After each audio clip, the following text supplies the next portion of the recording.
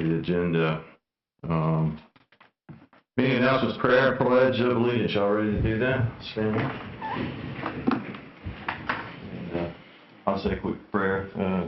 Dear Lord, thanks for giving us this time together to come together and put together a budget for this company and give us wisdom, give us some knowledge, and help us make good decisions. We appreciate everything you've done for us. Thank you for the beautiful weather, and please take care of our servicemen and women and our first responders. And we pray in Jesus' name. Amen. Amen. And pledge allegiance to the flag of the United States of America, and to the republic for which it stands, one nation, under God, indivisible, with liberty and justice for all. All right, audio and video recorders are in use. Please fill out the member form sign-up sheet to address the board if you haven't already. And proxy and absentee voting available now for pickup and ends on December the 20th at 4 p.m. And we'll go right into, we're going to do the presentation first. Yeah, so real quick on the agenda, we had Hidden Creek and Messy budget first, since those are probably going to be fairly quick items.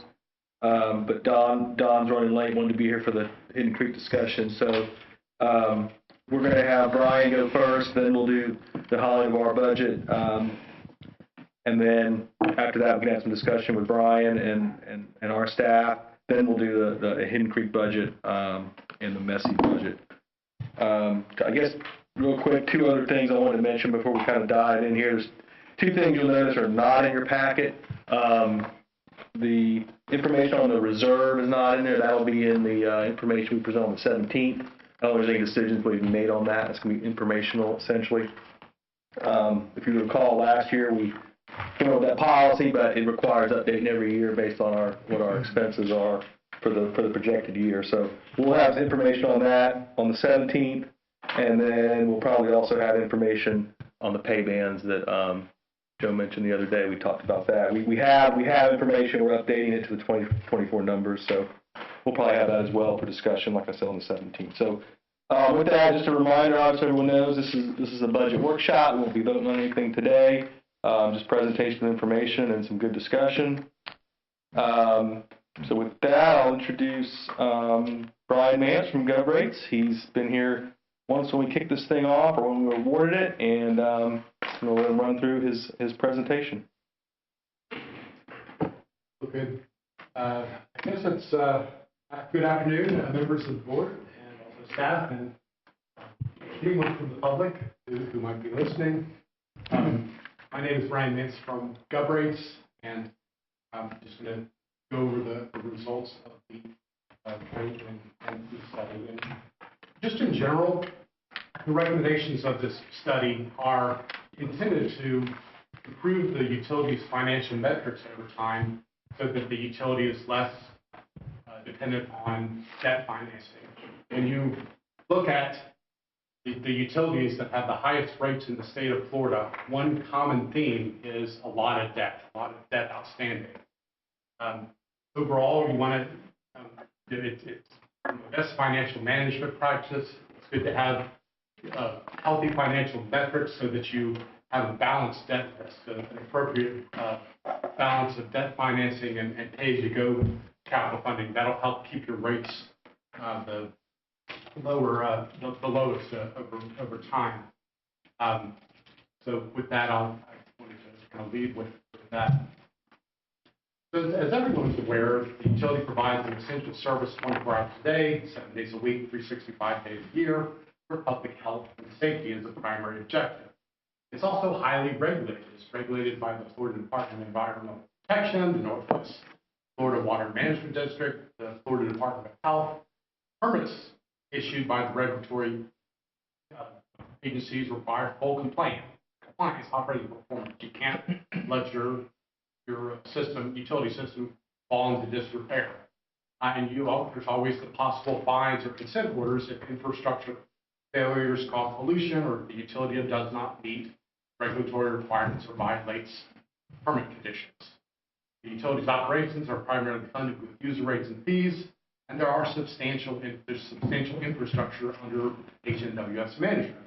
About $92 million installed cost of assets, but based on the age of assets and historical changes in the engineering news record construction cost index, there's an estimated high-level $159 million replacement cost for critical assets based on. This chart here just kind of shows what is recovered through our rates.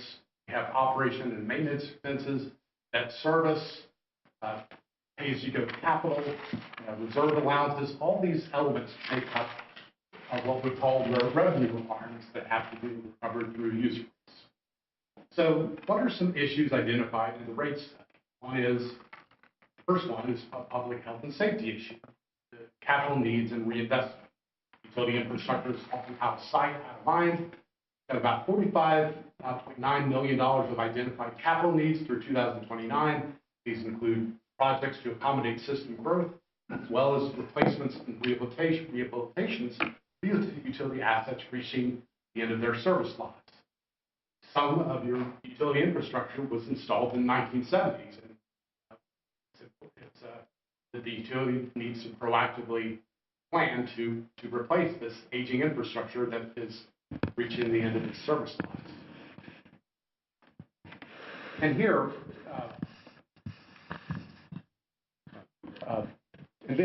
we have some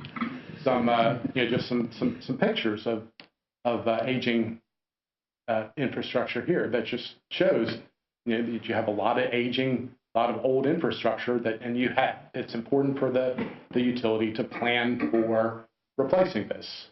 And we have some additional pictures here that show here's a line that was unearthed, and it just shows you got a lot of aging infrastructure that you got to plan for replacing.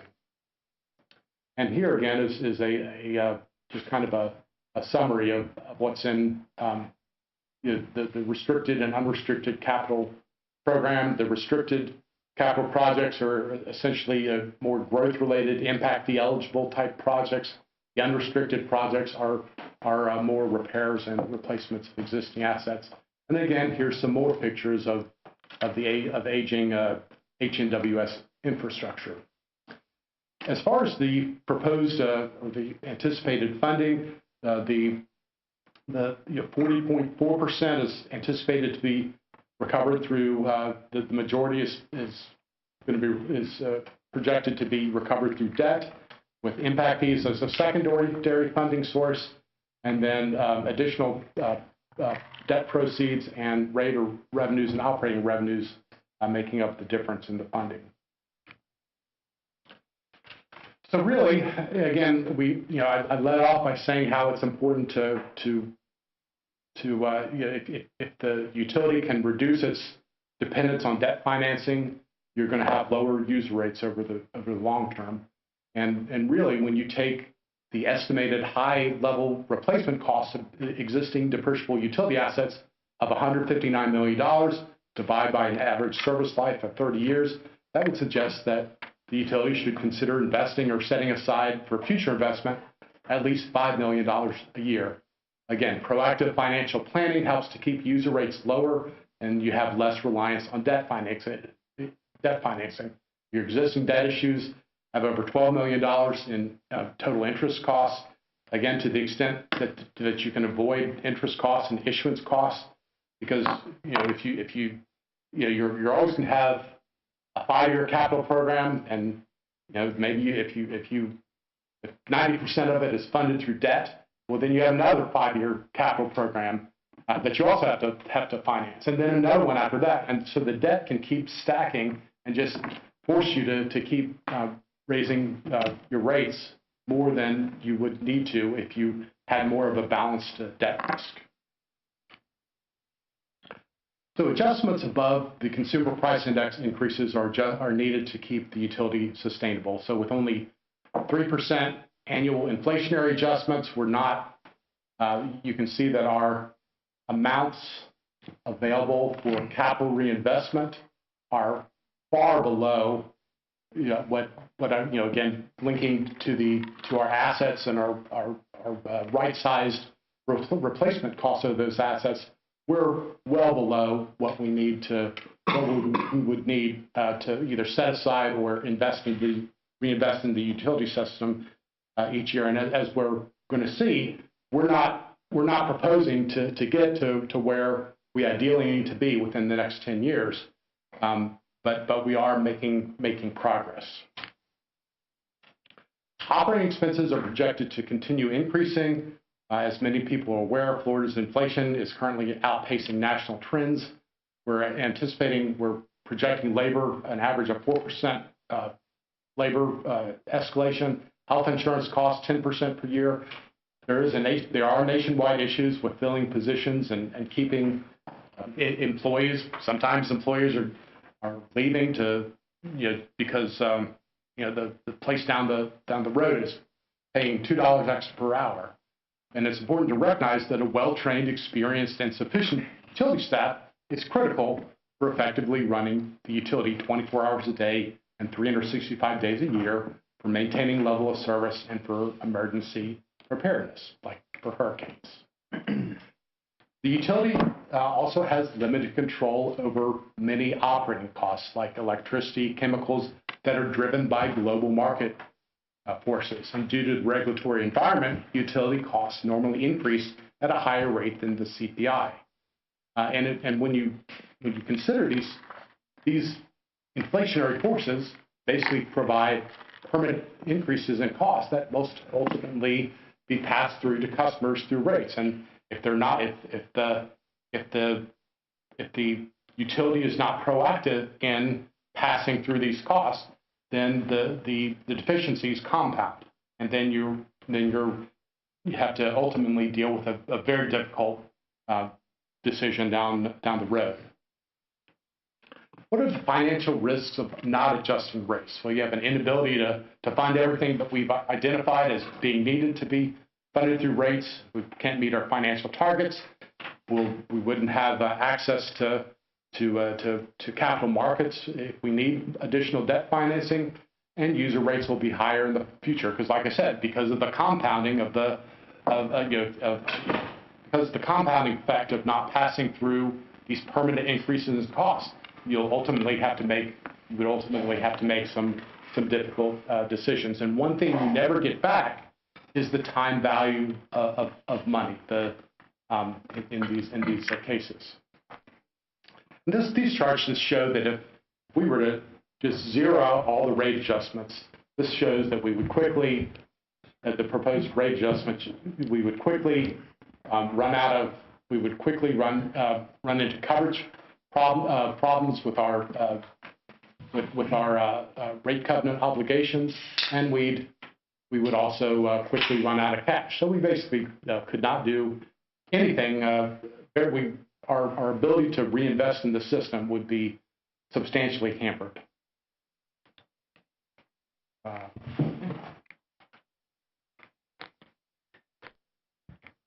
Okay.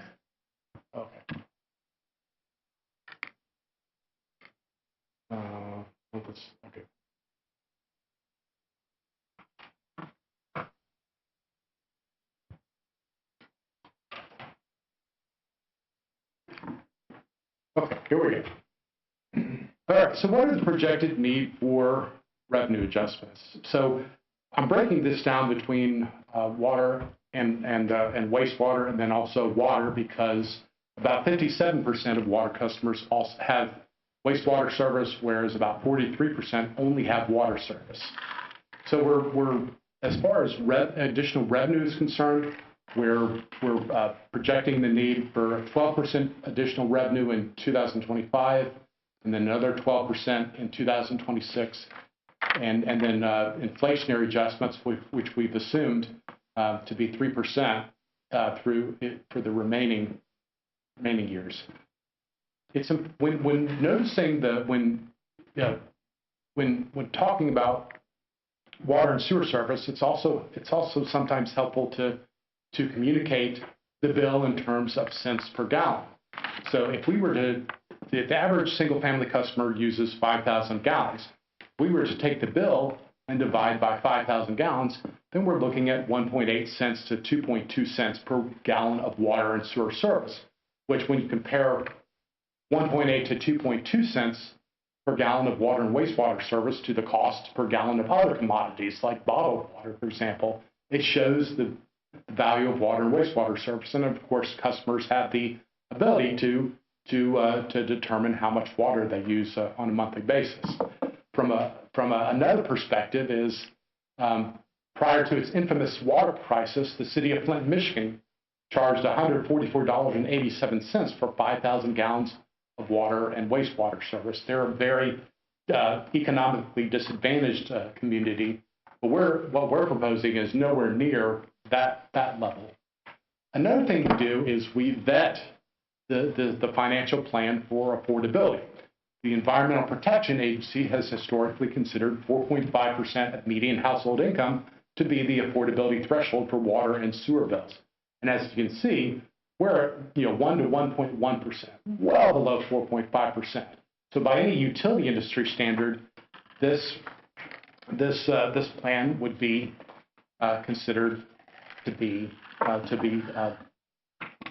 affordable.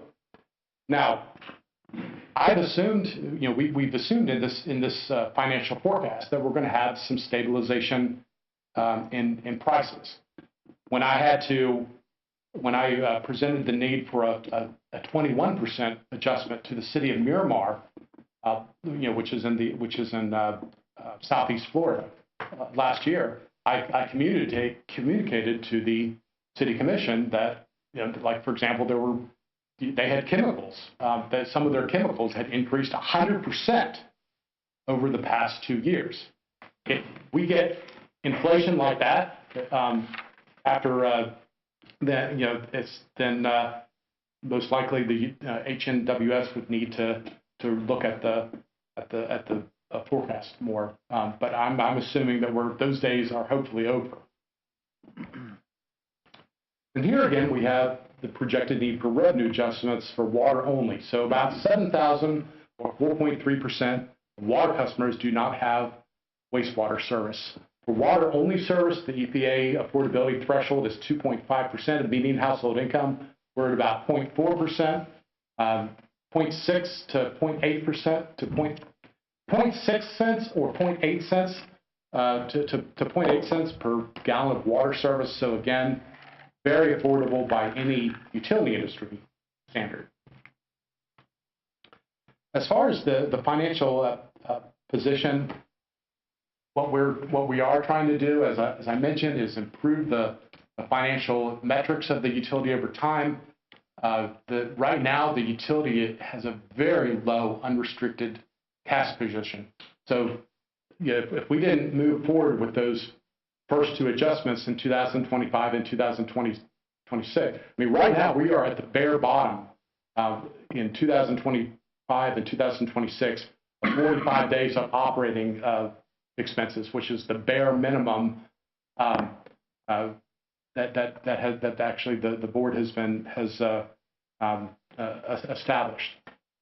Over time, and this is a financially risky situation right now, and what we're proposing to do though is to gradually increase the financial metrics over time, so that you do have a healthy cash balance, so that you can deal with unplanned major capital needs, like an unfunded mandate from a regulatory agency, or it's right now the utility industry is famous for right now it's because of the recent economic changes, utilities have been getting project cost estimates that are twice what was planned for or estimated, and that's so I can't understate the importance of having a healthy cash balance to be able to deal with those kinds of uncertainty, and also by having having a healthy debt service coverage ratio to help so that you do preserve your access to capital markets if you do have a major expenditure that comes up that you didn't plan for, you do have the capacity to issue debt. So again, the plan is to just gradually over time help the utility improve its metrics so that you're less reliant on debt financing and you're more prepared to address your your capital reinvestment needs. So and this is kind of a summary where you you can see that by the end of the forecast period, we're anticipating that we'll have about $3.2 million $3.1 million of amounts available for capital reinvestment. That's a lot lower than the over $5 million that I talked about at the beginning of the presentation. But it's a step forward. It's a step in the right direction. And if the utility performs well, then better than what we're projecting, and you can get to the ideal financial metrics sooner, that's a good thing.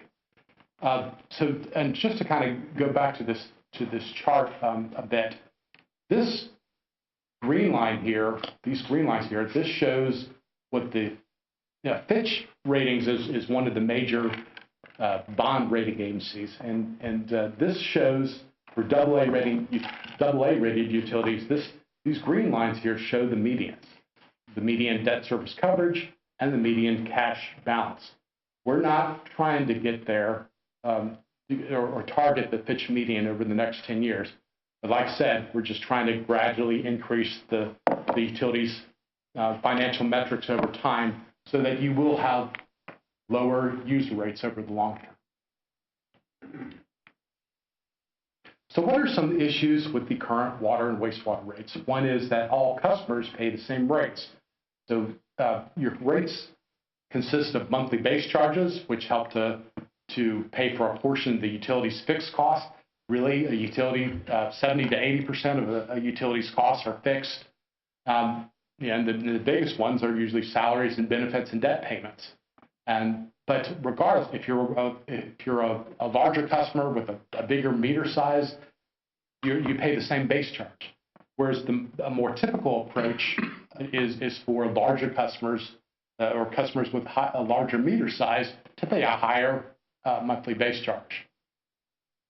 So yeah, if a larger customer has greater demand on the system, should pay a higher amount of the system fixed costs. Another issue is because all customers pay the same rates, the larger customer, and you basically have three volumetric tiers. The first one is 0 to 3,000. The second one is 3,000, 9,000 gallons. And then the last one is over 9,000 gallons. Right now, so each tier is progressively more expensive. Right now, your larger commercial customers are, most of your commercial customers, about over 80% of their usage is currently being billed at the most expensive volumetric rate. And really, what you can, when you look at these three tiers, the first block you could consider to be indoor or essential usage. The second block you could consider to be discretionary usage, and the third block could be considered excessive usage. So most commercial customer usage is currently being billed at the at the price tier that's targeting excessive usage. Another issue is that the current base charge recovery or the fixed charge recovery for the water system is on the low side, where it's about 18%. The utility industry recommended minimum is about 30%. So what are some restructured user rates highlights? So really you could either move forward with user rate, the restructured user rates, or as an alternative, you could do across the board adjustments. I mean, the most important thing is to have enough revenue to be able to meet your capital reinvestment needs and position yourself to have lower user rates over the long term. So the proposed restructured user rates are for a multi-year transition to higher base charges for larger meter sizes, so that by the end of 5 years, the base charges for customers with bigger meter sizes would be based on the capacity, how much capacity those larger meters can handle compared to your smaller user, smaller meter. And that's a practice consistent with those of other utilities. And also for commercial customers with larger meter sizes, we're proposing what we call expanded price blocks. I mean, a 2-inch meter customer has more, like a 2-inch meter retail store or big box store has more indoor or essential use than a small residential customer. And so we expand their price block so that whereas a 3/4 inch meter, their first price block, which is again targeting indoor or essential use, might be 0 to 3,000 gallons. The first price block for a 2-inch meter would be 0 to 16,000 gallons. So this shows a comparison of the water and wastewater bills that was proposed for 2025 at 5,000 gallons of monthly usage. Certainly, the highest rates in the area are the city of Mary Esther. We're not anywhere near the, again, by any, considering the affordability of this plan, it's not from a utility industry standpoint. This would be considered a very affordable plan. But I also wanted to kind of give you some more statewide perspective. So here we have at least 80 utilities in the state of Florida that have higher current rates than what's proposed for 2025. So there are hundreds of thousands, if not millions, of Floridians that are already paying a lot higher rates than what's being proposed for HNWS. And here again, for the on the water side, and again, 43% of water customers don't have wastewater service, and you can see the rates would still be lower than not only Mary Esther, but also the Pensacola Beach and also the city of Milton. But a rate comparison is not a report card on how well the utility is performing, because there are a lot of reasons why user rates differ among utilities. Some utilities are not, don't proactively plan and will ultimately have to pay higher rates in the future and probably have to make some difficult decisions in the future. A lot of times when you look at rates at utilities that are on the lower end of the comparison, you see operating losses and really not sufficient margins to reinvest in the utility system. But while all utilities, have a lot of the same, are dealing with a lot of the same issues, each utility is also different and has its own sets of challenges to address. So, some utilities have more capital needs than others. Utilities can differ in their some utilities have to have treatment processes that are treating brackish water or salt water, which is more expensive to treat than fresh water. So some utilities haven't looked at their rates in a long term. Some utilities are subsidized by their general funds. There are just so many different reasons why rates differ among utilities that it's not a report card. What we do want to make sure is that we can allow the utility to accomplish its mission while keeping user rates the lowest over the long term, and not thinking ahead and not becoming overly reliant on debt financing. Because, like I said, the most expensive the utilities with the most expensive rates in Florida, a common theme is that they have too much debt.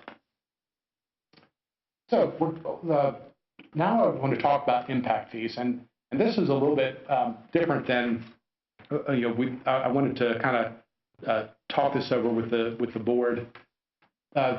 HNWS hasn't reviewed the impact fees for many years. Right now, 30% of the impact fee collections are currently recognized as unrestricted and include installations of meters if applicable. 70% of the impact fee collections are recognized as a capacity component and are restricted to pay for growth-related projects or growth-related debt service. Most Florida utilities have separate impact fees and meter installation charges. So our recommendation is to implement a separate meter installation charge, and also impact fees by their nature are intended to be restricted and only used to pay for growth-related projects or growth-related debt service. And our recommendation is for all impact fee collections to be treated as restricted revenue. And again, by restricted revenue, it would be used for growth-related projects or growth-related debt service. So impact fees support growth, pay for growth, and help to reduce the need for monthly user rate increases. So a simple way of thinking about the impact fee, at least for water and sewer utilities, is you apply a calculated cost per capacity multiplied by a level of service for one equivalent residential unit. So our calculation, based on the utility's historical investment and multi-year capital program, our current calculated cost per gallon of service based on historical investment and the next 5 years of capital needs is $8.07 per gallon of capacity for water and $18.32 for wastewater. These things are these costs per gallon of capacities are trending upwards. Right now, there are some utilities that are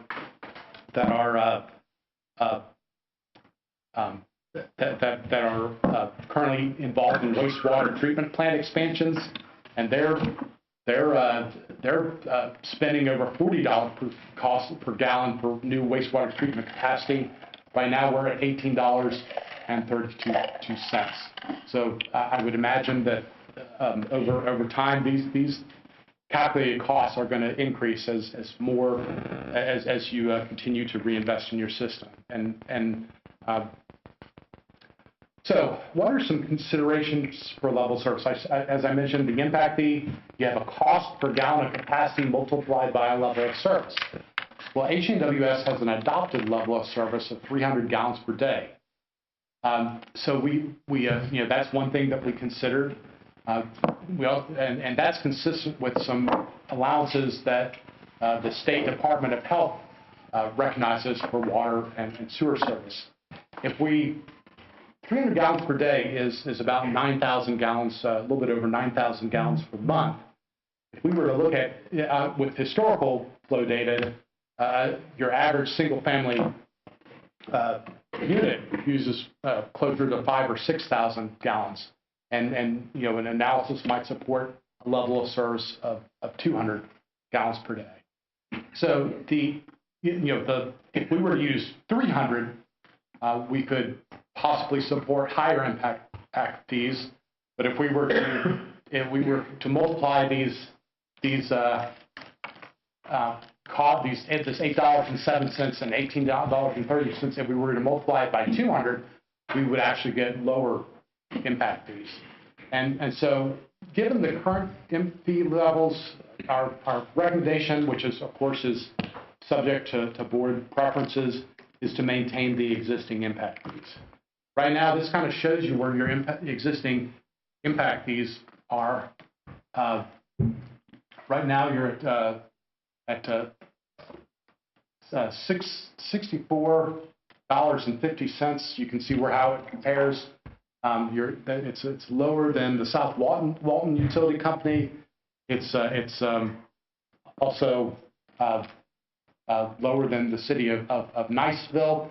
If we were to use 300 gallons per day, the fees would total $7,915. They would be the highest in the area. But like I said, there's also support for using 200 gallons per day instead of 300 gallons per day. And in which case it would be, we would have our calculated fees would be less than $6,000.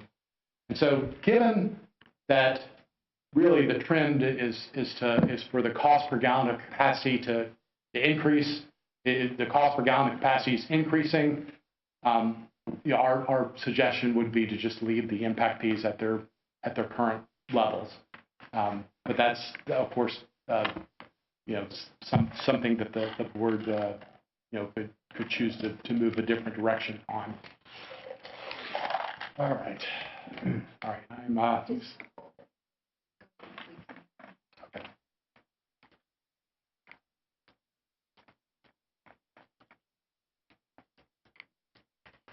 Technology. Battery.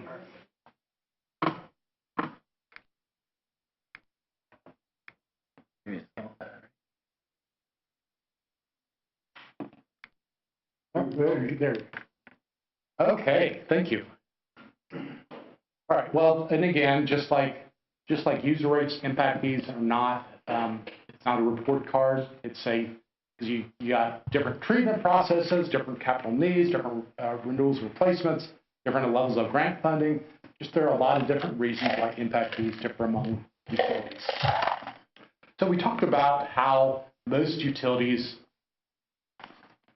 have separate impact fees and meter installation charges. And so these are the calculated meter installation charges. Not all developers that pay impact fees also need a meter installation charge. But these are the calculated amounts, and certainly these are competitive with what other utilities in Florida charge for similar services. But we would recommend that a separate meter installation charge, that the meter installation charges be separate and distinct from your impact fees, consistent with the practices of other utilities. And we would recommend that you adjust them each year based on the changes in costs. So what are our recommendations? One is to adopt a proposed schedule of water and wastewater rates for 2025 and 2029. Smaller incremental rate increases over time help to avoid future rate shock and catch-up increases. And every time I've had to propose a 95% adjustment to a utility that hasn't raised their rates in 10 years, or a 50% adjustment to a utility that hasn't increased their rates in 5 years, I always get the same comment from the governing body. Gosh, I wish that 5 years ago or 10 years ago, we had just gradually increased the rates so that we wouldn't be facing this difficult decision. So the rate and financial plan does preserve the ability to secure the debt financing, enables the utility to meet coverage requirements. Staff needs to know the revenue stream to implement the multi-year capital program, since projects usually take more than 1 year to complete and funding has to be in place to enable bidding for projects. The user rates by any standard are considered affordable and competitive. The restructured rates are more equitable, and these rate adjustments are necessary to enable the utility to have a plan to address its capital reinvestment. We do recommend that after 2029, adopt the annual consumer price index to enable to keep up with inflation. We are recommending maintaining the existing water and wastewater impact fees, and that of course is subject to board preferences, but they are competitive with the impact fees of other utilities, and they do help to reduce the need for future user rate adjustment. They help to reduce the need to finance capital improvements, and that's certainly one of the reasons why we certainly wouldn't want to recommend that they be decreased. We do recommend that the proposed meter installation charges be adopted, which are based on the actual cost to perform the service, and to adjust them each year based on changes in costs. Finally, we would propose that HNWS update the financial and rate plan as needed, monitor the actual versus projected operating results, evaluate the customer response to any restructured rates. Some customers may want to right-size their meter size based on their current demand, and maybe have a financial checkup or review every 3 years. Maybe after 2026, when you have 2 years of adjustments under any restructured rates, you may want to take another look at another 10-year look ahead at your financial forecast. But and I often sound like a broken record, but proactive financial planning helps to preserve the ability to gradually phase in any rate adjustments. And that's the presentation.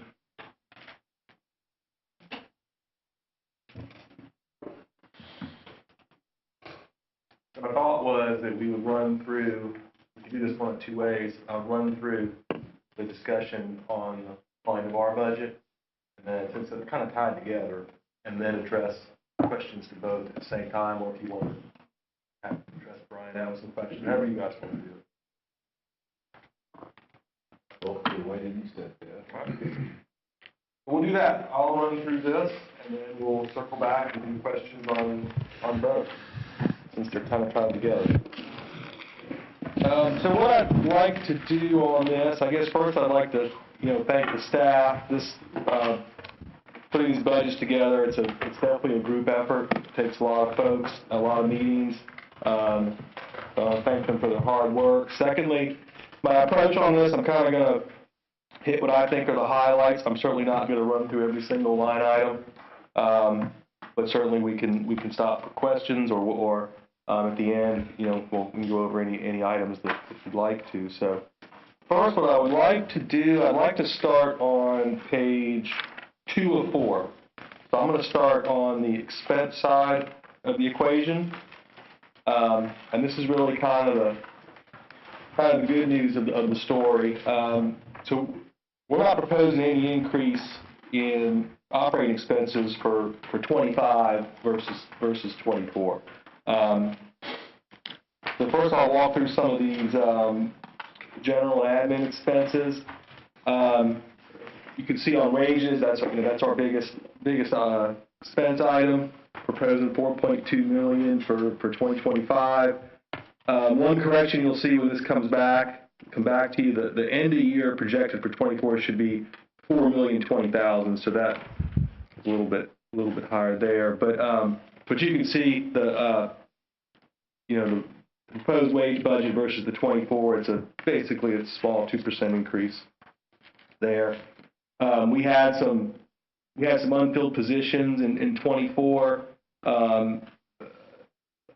Most of the time what happens when someone leaves, we can't get someone in immediately, so you have a gap. So you have a couple people coming and going, and you end up getting behind a little bit on the wage budget. So that's pretty much what happened there. Wanted to point out, we did put $300,000 in the 2025 number for the pension contribution. That's actually a little more than what the actuary indicated. I think he gave us, was it 120 something, Barbara, in that range. And the pension will be subject to a conversation on this coming Thursday with the committee about how they want to address not only the 2024 contribution, but also kind of the strategy there. So it is that number there is higher than what the actuary gave us for the minimum for 25. Just wanted to mention insurance expense. This is one of our kind of biggest increases. We went from a 2024 budget number of around $296,000 to for 25 $422,000, and that's our property slash business insurance. $422,000 for 20. So that's a significant increase. Overall, majority of the other items are generally similar, and that kind of brings us to for the admin expenses about a little bit over $100,000 more than 24. Moving on to page. Go ahead. Can I ask? So for utilities, looks like you increased it up 40,000. Was that just you anticipate them going up, or was there something else for? Yeah, I'll get Barbara to help me on this one. I believe this was reclassifying where some things were. It wasn't just the increased price of for instance, the power bill.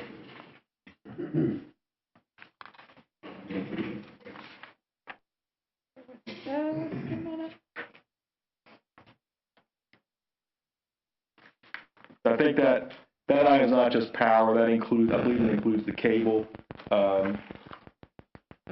trash, and other items for the building. Trash, the gas, STL.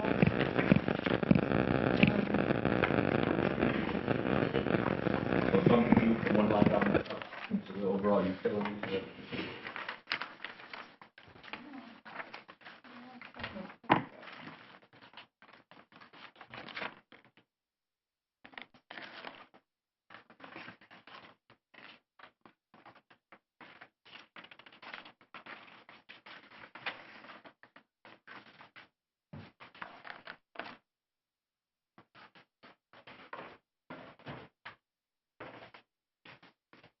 Yes, and that's phone service, a lot of AT&T, internet, SCADA. A lot of that stuff did move up from AT&T or from IT. That was, There's a separate line for SCADA, but that is the utility for, is that? that's correct. The utility side, and not more of the service side. That's not part of hardening our SCADA based on our brief we got, is it, Jeff? No, I don't believe that's ongoing, but I don't think that's captured there. Okay. Thank you. All right, we'll move on to page 3. This page covers our water, wastewater expenses. Just wanted to highlight here, total water expenses proposed for 25, $2.35 million essentially, versus a 24 budget, $2.43 million rounded. So about 3% less than our 24 number. And that kind of speaks to the efficiency of the staff and being able to control costs. So we're kudos to them for that. Similar story on the wastewater, 25 proposed budget of about 1.6 million. We had 1.7 budgeted for 24. That was actually about 7% less. So even less than the less percent increase than the water.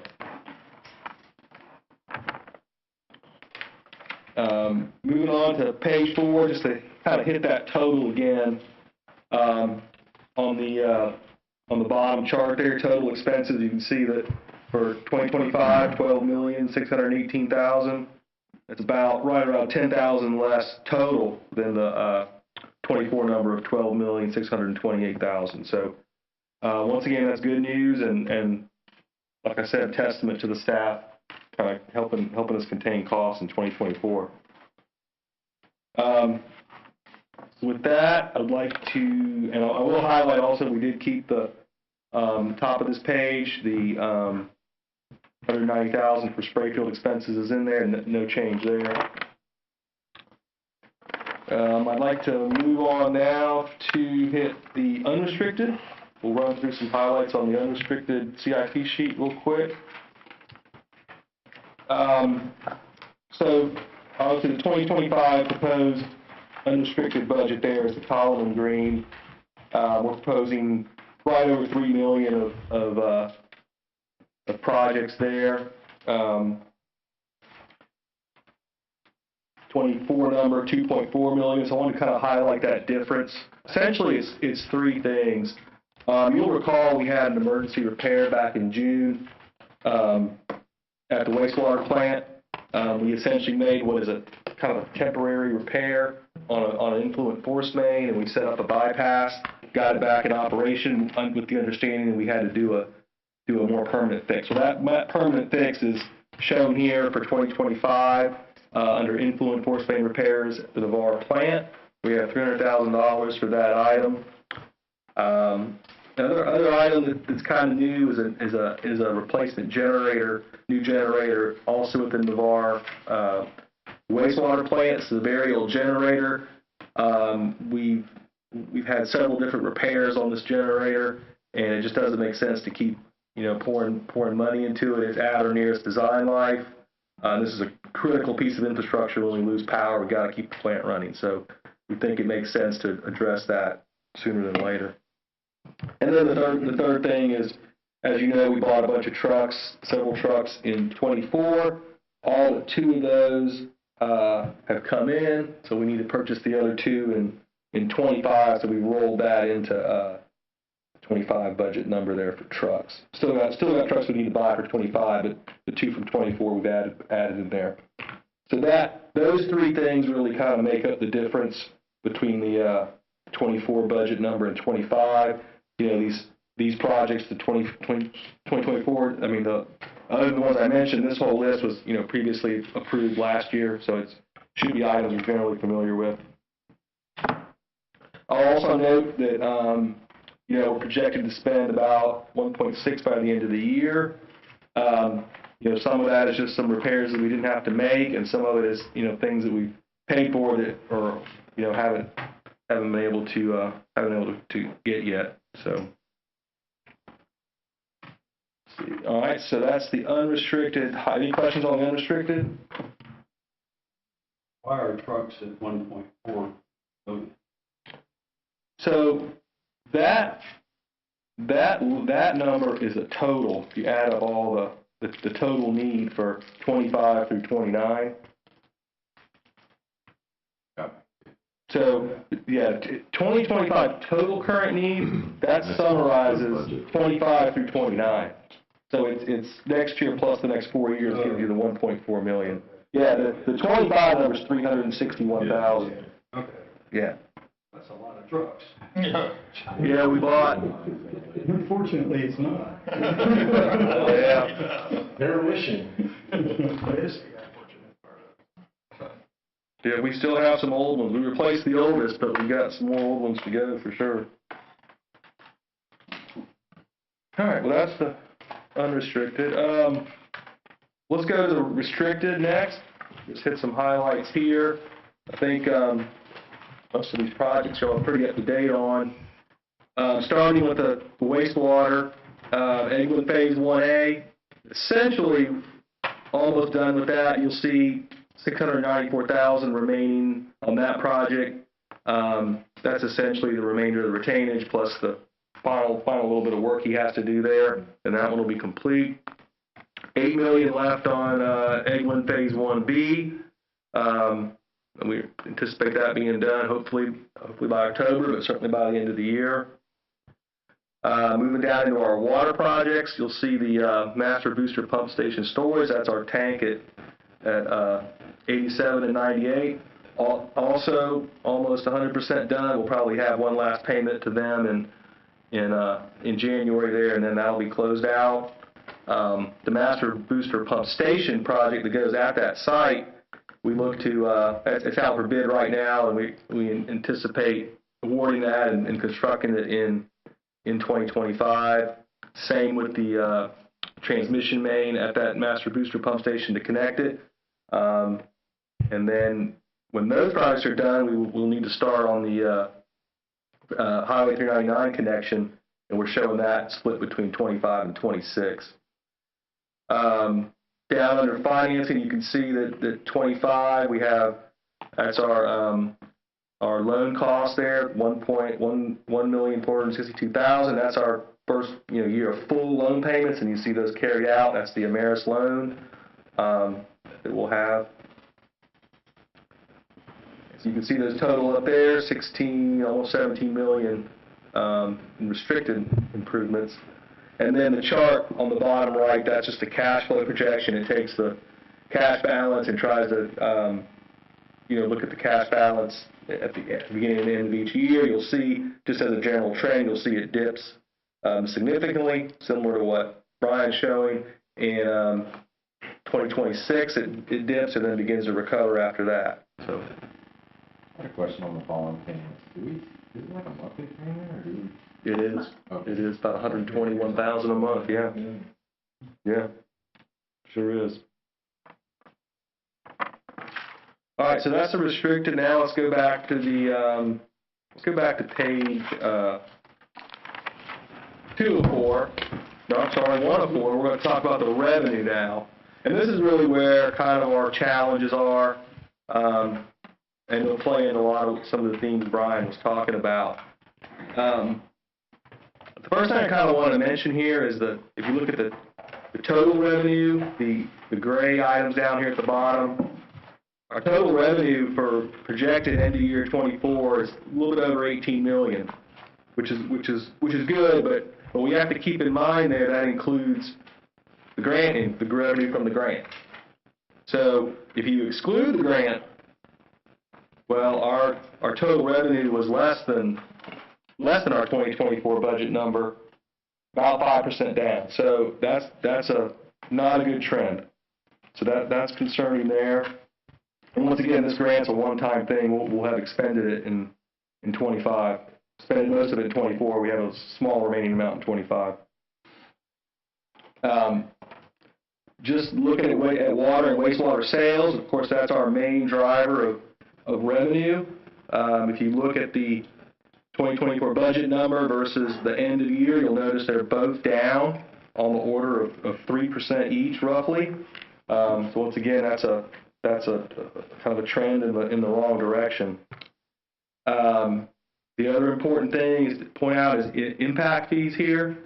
Also, they're down almost 25%. So that's a significant decline of what we projected, and we're trying to,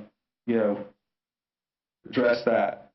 And the other thing to keep in mind is those are the impact fees and the sales are factors that we can't control in some way. That it's based on customer demand and the amount of development we have in our system.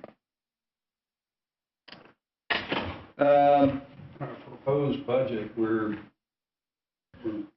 well above what our projected 2024 end of the year numbers are. And with that trend kind of being in the downward range, my question would be, why are we proposing that much more than what we actually are expecting to take in this year? Are you talking about on the water side or on Water and wastewater, both of that? Well, wastewater is actually lower. So wastewater goes from 390 to 342. And on the seven, but I'm looking at the projected 20. The projected numbers include the 12% rate increase. The projected numbers for water and revenue, and I think you have the notes. I think he's asking about the taps or the revenue number. No, he's talking about On the water taps. and water revenue being substantially higher than 2024 actual, I believe. is what- Well, that and the taps, I'm looking at the taps are projected to be a lot higher. And Well, the water taps are projected flat versus the budget. They are projected above the end of year projected. That's what I'm saying. Do we really think we're going to hit 490 for, water taps instead of, this year we're at 390 projected through the end of the year. That's 100,000 more. Or do we think we'll hit that, or are those? I guess the question is, do we think the economy is going to allow us to sell more tax? People are going to. That's what I'm saying. So just as a general commentary, I'll step in here. Let's talk about water demand, because water demand drives wastewater revenue too as well. What happened to the system is prior to the pandemic, the average water use in a year was continuing to decline. And then when the pandemic hit, water use actually went up a pretty good bit, which resulted in revenue going up per member. Well, what we're seeing now is it's been going down, and it would appear that this year it's going to go down substantially. And just to comment on the 2024 actual number that you see there, that assumes that the revenue through October is divided by 10 and multiplied by 12. However, the numbers that we had prior to the end of October were through August. If I made the projection with the through August number, that projected actual 2024 end of year was higher. So we're actually seeing water use even decrease now, even more than it was. So it is entirely possible, perhaps even probable, that the 2024 end of year numbers for water and wastewater sales are going to be less than what's indicated on there. But to try and guess that number would be really difficult because of the weather patterns. So again, we took October through October, divided by 10 and multiplied by 12. To Mark's question on impact fees, you see impact fees crashed and burned this year. They just did. Is that a result of accumulation of things, interest rate, build out within the system, lack of raw acreage to build subdivisions on? There's fewer people that want to come in and buy an existing residential lot and build a house on it, as opposed to the builders that want to buy 10 lots and build houses on them. That substantially affects development in the area. And we're to the point where the only raw property left is essentially across 98 on the water, and those people are holding on to that property for a premium price. So, Mark, yes. First, 2024 projected actual numbers. Again, they're through October, divided by 10 and multiplied by 12. And to tell you the truth, we have no reason to suspect that there's anything out there that's going to drive those last 2 months of impact fees. So we could be substantially wrong in that projection through the end of 2024. Could we be wrong in 2025? Absolutely, and it makes what Jeff is going to summarize here even worse. When it gets to the summary, if we want, we'll circle back and we'll talk about why we show that cash flow on the restricted side at the bottom of the restricted projects. We'll tell you what the implication is there, kind of, sort of, also relative to what Brian shows in his rate study. But yes, we could be wrong. Why are we projecting them higher than 2024 projected actual? You have to suspect that the interest rates are going to continue to come down. And the interest rates right now are a real driver of why people don't want to go buy one single family lot and build it and sell it. Right? That's a big driver. You have to suspect some of that pressure is going to go away in 2025, and perhaps that we will see an increase. The other thing that I think is happening a little bit in the franchise area, on the commercial side, if you've been here long enough, and I know you see this, Mark, 15 years ago, apartment rentals in this franchise area were next to impossible to find. They didn't exist. And that has been the greatest driver on the commercial side in the last 10 years, is multifamily.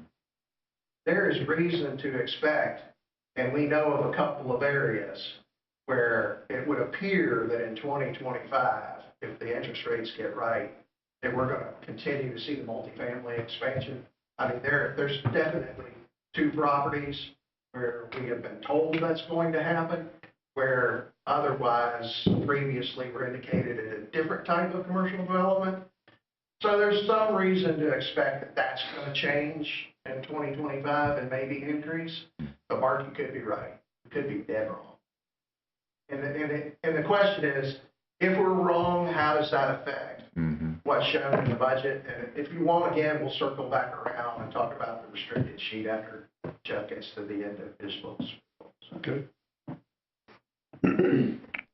All right. Yes, on one other item I wanted to point out on the revenue side there, interest income, projecting that to be lower in 25. As you know, not only are the interest rates coming down, but our balances are going down. So as we draw down the loan, we're not earning interest on that money, and our cash accounts getting drawn down too. So we anticipate significantly less interest. It was, a positive that we had earned more than budget for 24, but we said we don't expect that to happen again. As Phil mentioned, the projected water sales and wastewater sales, those 2 numbers there do include the projected rate increase. And then, coming down back to the totals in the green column there, both the total revenue and the unrestricted total revenue, those obviously do not include those impact fees. And then total revenue restricted, that's all the impact fees. Once again, 30% used to go with unrestricted. Now this is all of it going into the restricted. And then it also includes that $108,000 in grant revenue goes into that restricted calculation as well. So that's kind of that breakdown. So how does all that roll up? So now let's go to the front page here, which is kind of our summary, and we'll go through the unrestricted one first. So I'll just kind of summarize the green columns here, the 2025 numbers. You can see the total net operating revenue, $3,134,680. That's, once again, that includes the 12% rate increase. The revenue there does not include the 30% from the impact fee, so that's a big change. You compare that number, the number right below it is the number from our unrestricted capital needs, $3,082,000, and that difference gives you the total unrestricted income projected for 25. So you can see that with that proposed rate increase, it's certainly just covers our unrestricted capital needs there. On the restricted side here, once again, looking at the 2025 proposed numbers, you'll see the total restricted revenue, $1,842,000. That's 100% of those impact fees going there now. You'll see our total expenses on the restricted side, $16 million. We'll fully expend the money on the bond. That's the $7 million we'll receive to finish out the amount on the bond. A little bit left on the Water Management District grant, and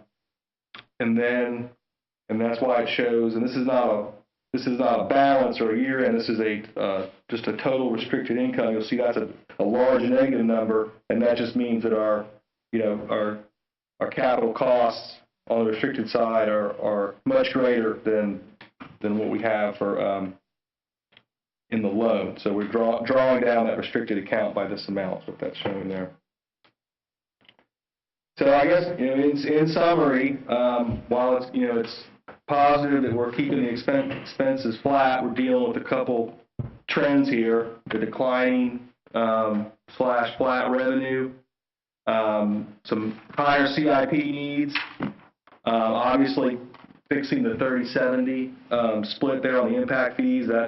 That certainly impacts us, and then of course the need to increase cash for future CIP needs as described in Brian's presentation. So that's kind of really why we're here, and that's why we think this recommendation from Brian makes sense, and we think it's the right thing to do. So I guess with that's kind of our overview of our budget picture, and then so we can kind of have a discussion on that as well as Brian's presentation.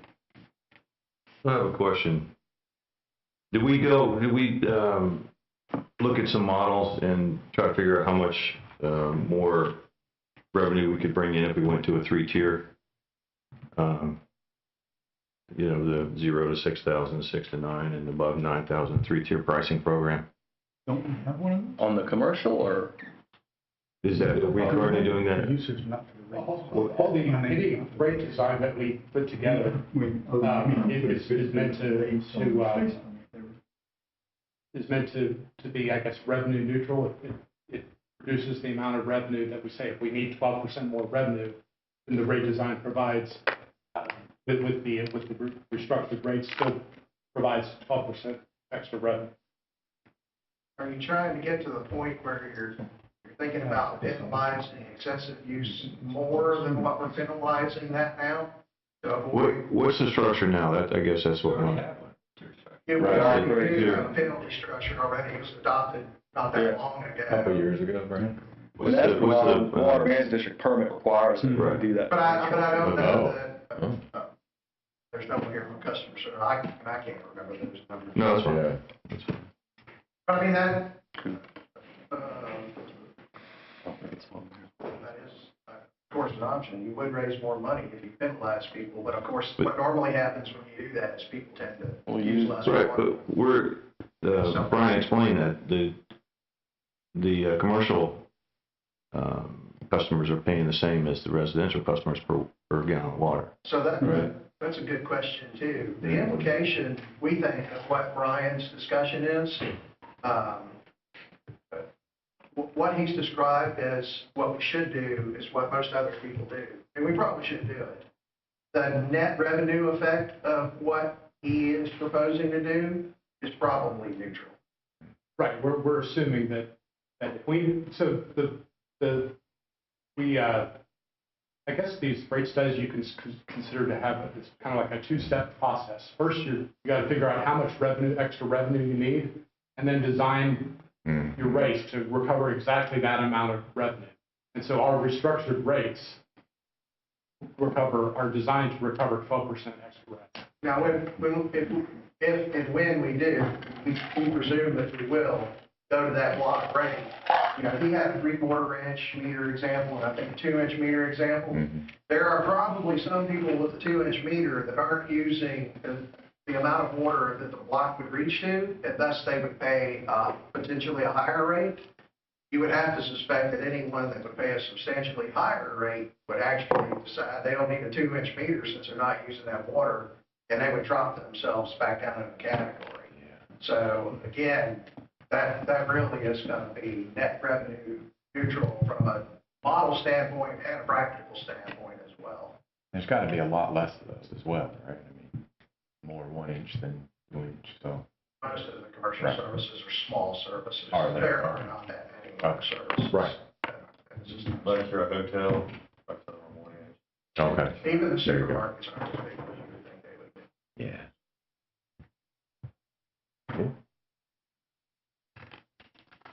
Is it a correct assumption that, let's say, for instance, somebody uses 10,000 gallons of water? You've got the 0 to 3,000 gallon rate, you've got the 3,000 to 9,000 gallon rate. They're only paying the excessive usage rate on the extra 1,000 gallons they're using, right? It doesn't, once you go over 9,000, you don't pay that rate on the whole thing. So you're only paying it on the amount over 9,000. It's set up that way Okay. so that your folks that are in restricted income are paying that base rate relative to what, their percentage of income is. That's how it's set up. And those are the people most likely not to use extra water.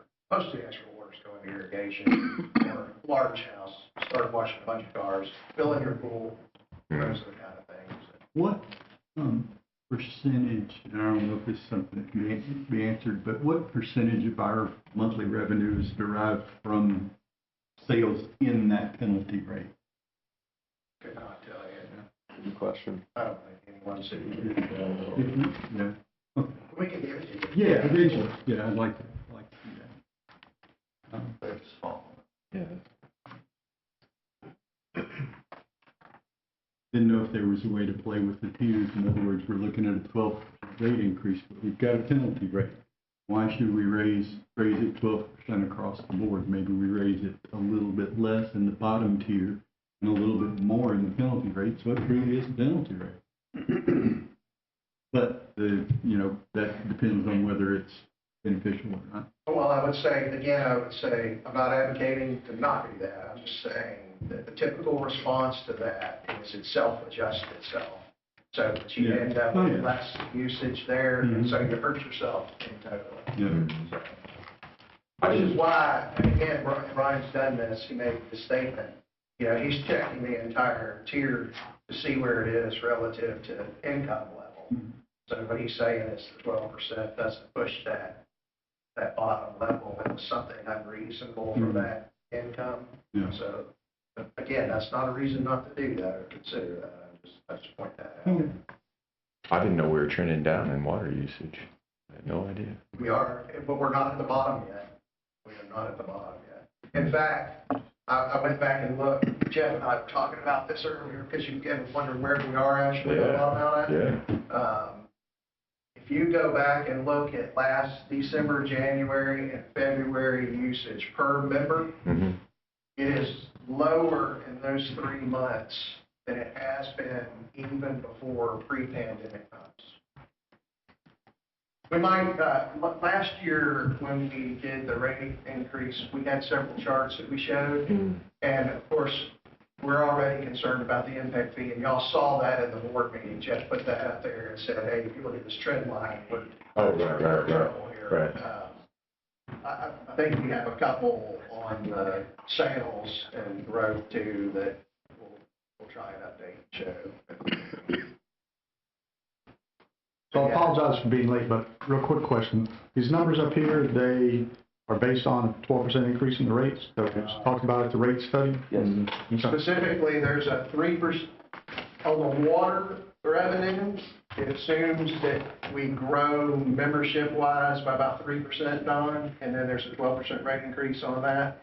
And the revenue is calculated to reflect that we won't get the additional revenue in January, that we only receive it for 11 months of the year, because it takes time to implement a rate increase. On the wastewater side, we assume that it's going to be a 4% growth, because we think that, the wastewater is going to continue to develop itself into the water customers only at this point in time. And then the 12% is applied on top of it, and it's calculated such that we only get 11 months of that revenue as opposed to 12. Thanks. So pure dollar-wise, water and wastewater customer if the 12% is what we go for, is $8 a month. And water only is $1.92 on my monthly bill. We could say, an average customer, right? So we can say 12%, but sitting at home, I'm thinking, okay, how does this impact me if we go through with this? If there's not a lesser thing that we need to maintain the clean water and all that stuff. So even if we went through with this, it would mean $8 more a month for me, a wastewater and water company. And if I'm water only, $2 a month, so $24 for the year. Great. Okay. I'm just trying to compare that to what electricity and everything else has gone up in 40%. Yeah. And then the other thing real quick is, so at the end of the day, we get only, based on our budget, which is just a target, really only about $700,000 more dollars in revenue, at the end of the day, bringing that much after expenses. Right, 3.1 million this year was, no, I tell a lie. You're projecting the end of year 3.3, so we'd be lower through the end of year projection, right? Page 404, very bottom, projected loss and gain. I saw what you were talking about, Joe. Yeah, I thought, I was going to 2024 budget, which was 700,000 less. Yeah, it wasn't a lot of money. But what think we're going to get this year is 3.3 versus 3.1, even if we do the 12%. I would suggest that 3.322, Yeah. obviously subject to the And conversation. I got it. Yeah. And again, these are targets. We don't know what we're going to bring in. We don't know how many people are going to, what builders are going to do. But I feel like I kind of agree with your, forecasted of what really may happen. Okay. That's, for me, it's keep it simple to the members of, okay, what does, so percentages are great for Ms. Barbara, but for me at home, I'm thinking, okay, how much more my bill's going up a month and how do I pay for that? What's the thought process from, instead of going 12% 2025, 12% 2026, why don't we do 24% now? I wouldn't vote for that. Why? Because it sounds excessive? No, it's cost averaging, right? Because the other part is, in the study says in 2029 you go CPI. Well, that's kind of, in my eyes, how we got to this point, right? Where we haven't been planning enough forehand because other boards have said, hey, just do CPI. Whereas I'd kind of be, hey, why do 12 now? Why? And I asked it, and why not do 6, 6, 6, 6? Yeah, you and I had that. Yeah, and Mike and I had that conversation, and I think we talked about that. What's our risk to doing something like that versus 12, 12, 3, 3, 3, 3? If the board says, you know what, we understand members are ready, let's go 7, 6, and then plan for 6 across the board. For the finance people, what's the risk to us and our infrastructure if we take that tack versus 12, 12, 3, 3, 3? I know you probably can't answer that right this second, but. Well, I mean, if I were to, Well, I guess that's more for, we can answer that. that's more for the staff and the Actually, engineers. we can answer that question for next year, which I think. What couldn't we do? I think it's coincidental that he broke it down 12-12 and what you see, but if you look at this sheet right here, you'll notice that even with the 12%, and it kind of shows in his charts too, they're only projecting that the total net on the unrestricted, forget all the restricted stuff, the total net on the unrestricted side with the 12% rate increase is only $51,000 next year. Okay. So. But we're taking money, we would be taking money out of the tap fees from the unrestricted. We're taking that 30% out, putting it into, so we're losing that amount of money right off the bat. Correct. You have to, otherwise you can't make payments on the restricted side. Right. but certainly, Why are we I think even for considering more- that then? more upfront, that does, which, as I mentioned, the one thing you don't get back is the time value of money. And some utilities have chose, they say, oh, let's bite the bullet and do more upfront. But I would say that most of the time, when I've had a large increase up front, I've gotten, feedback from board. Was there any way to, or the commission or the council, is there any way to phase this in a little bit more? 12/12 is like I said, that's putting us at kind of like the bottom of the bottom where we would want to be from a cash standpoint. But certainly, to the extent that you have more upfront, you can have lower rates over the long term. That is a fair statement. And I looked at it from the other side too, devil's advocate. What do next boards do, right? It's all well and good, and we vote 7 cents, for this year, but next board gets on and says, well, and then we're still in that versus doing the 12 now and then playing that out. So I see both sides. I mean, it's a hard question for us to answer, but. Oh, Darrell's gone, but didn't he make a motion that was approved a few years ago where the rates were supposed to increase at a?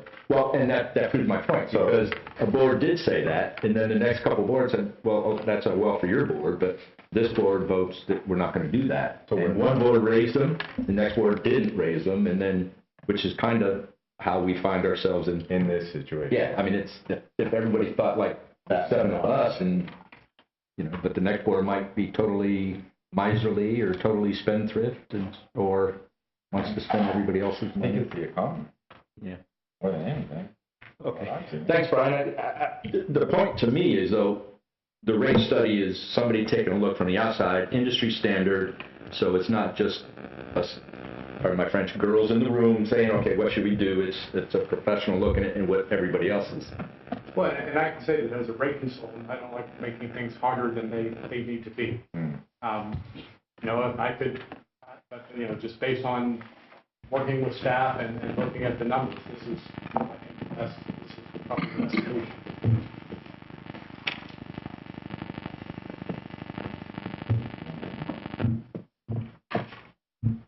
Well, there's actually some things where I think Jeff's trying not to do, or staff's trying not to do. If you go back through Brian's presentation, you'll notice that his coverage of the $45 million worth of capital improvements includes a second loan for, correct me if I'm wrong, something like $9 million. I don't have it in front of me. If you wanted to protect the cash in the bank on the restricted side, you would borrow that money now and you would incur that interest rate. This doesn't contemplate doing that. This tries to keep that from happening so that you don't pay that extra interest. But that's a restricted side. That has nothing to do with the rate increase on the unrestricted side. Yes, but, and you made the point the other day, and it's a big but, not a little but, the reason this on the restricted has Highway 98 east and west relocations is because that could drop on us, and then we have no money in the bank, and we are going out for loans for tens of millions of dollars that FDOT won't cover, right? Is that kind of our... There's so many other stories that don't get told here. I mean, yeah, and going back to the restricted side, if you pull out last year's budget, Holly Navarre committed, this is a big project, the Eglin project, and this board committed to building that project, the first phase of it, essentially out of pocket, even though it was built for capacity to include San Rosa County, because we had to have it. We had to have it more than they had to have it at that point in time. And then there is a mechanism within that agreement between the parties whereby Holly Navarre gets paid back, and that payback is indicated in this cash flow that you see down there. But what you have to be very careful of in the immediate future is that you don't have to borrow revenues to cover that shortfall. And then what happens even after you move the 30% over? Well, last year when we were doing the budgeting and we thought we knew what the cost of all these capital, the lowest the cash ever got in the restricted account was about $1.4 million. But now, this year, when you look at the bottom of that restricted account, you see it actually gets $679,000. If you didn't move the 30% at this point in time, it would go negative. So you would have to borrow money on this side, keep it on that side. But, you know, to your point, Joe, we had a conversation. If you go back to when the system was first built, 90% of these systems were built 100% out of USDA money, rural development money, farmer settlement money back then. And then as we got into the mid to late 80s, the feds passed down the SRF money. And these utilities, water side, had access to a little bit of that money, but not on the sewer side. We should have access on the sewer side, but we never have had. Well, then in the late 90s, early 2000s, you begin to see other lots of money come and go.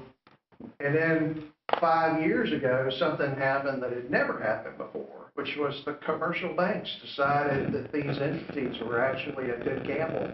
And so they started loaning money.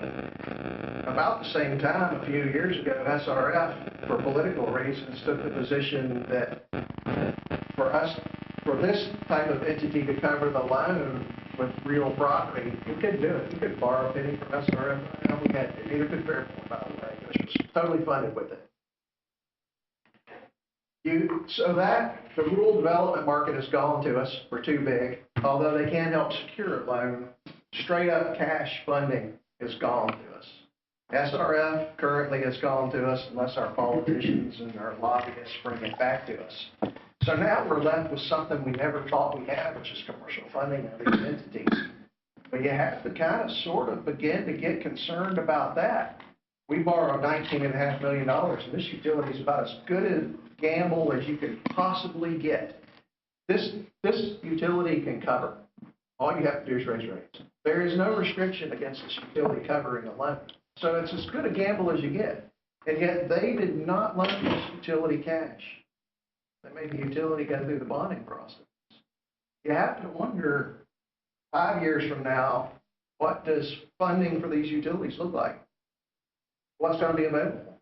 So just another potential reason to have cash, and I don't think you can ever have enough. I don't think it's practical to have enough. Anyway, digress. Oh, you learn the history. Yeah. I've repeated that same thing to probably 7 different utilities in the past 6 months. 3 or 4 of which have found out that they no longer have SRF funding. SRF? I don't know what that is. SRF, state revolving fund.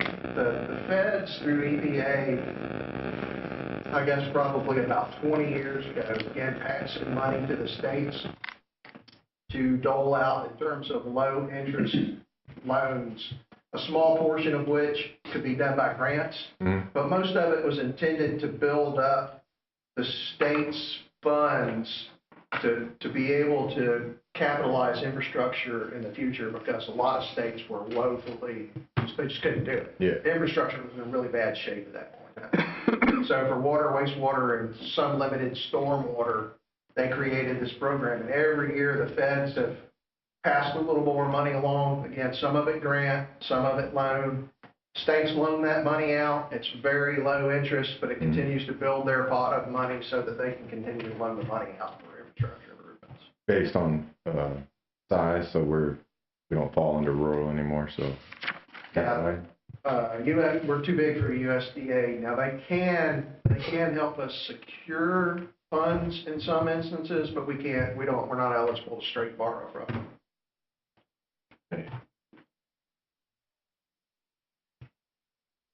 Well, it seems like we're almost done with this part. At least that's the impression I have. And again, apologize for not getting here in time. I do not want to go over everything that was discussed. I'm not asking that, but the impression I'm having is this board's on board, no pun intended, with that we're going forward with 12% increase next year on our budget. Is that a true statement? No, I never said that. Well, then why are we going to move on until we decide that? Well, I mean, a couple of you nodded yes when I said, well, it sounds like we're just about done. Well, how can we be just about done if this board's not ready to go forward with the presentation in front of us? So what number are we going to go forward with? What do we want to see? I mean, have we asked, in those comments that you asked, well, show us what 10% a year is going to do What's the path forward? Instead of just saying, no, we're not in favor of those numbers. I mean, I understand that we, as a company, we've gotten behind because some of the boards opted not to raise rates and so forth, and prices of everything are going up.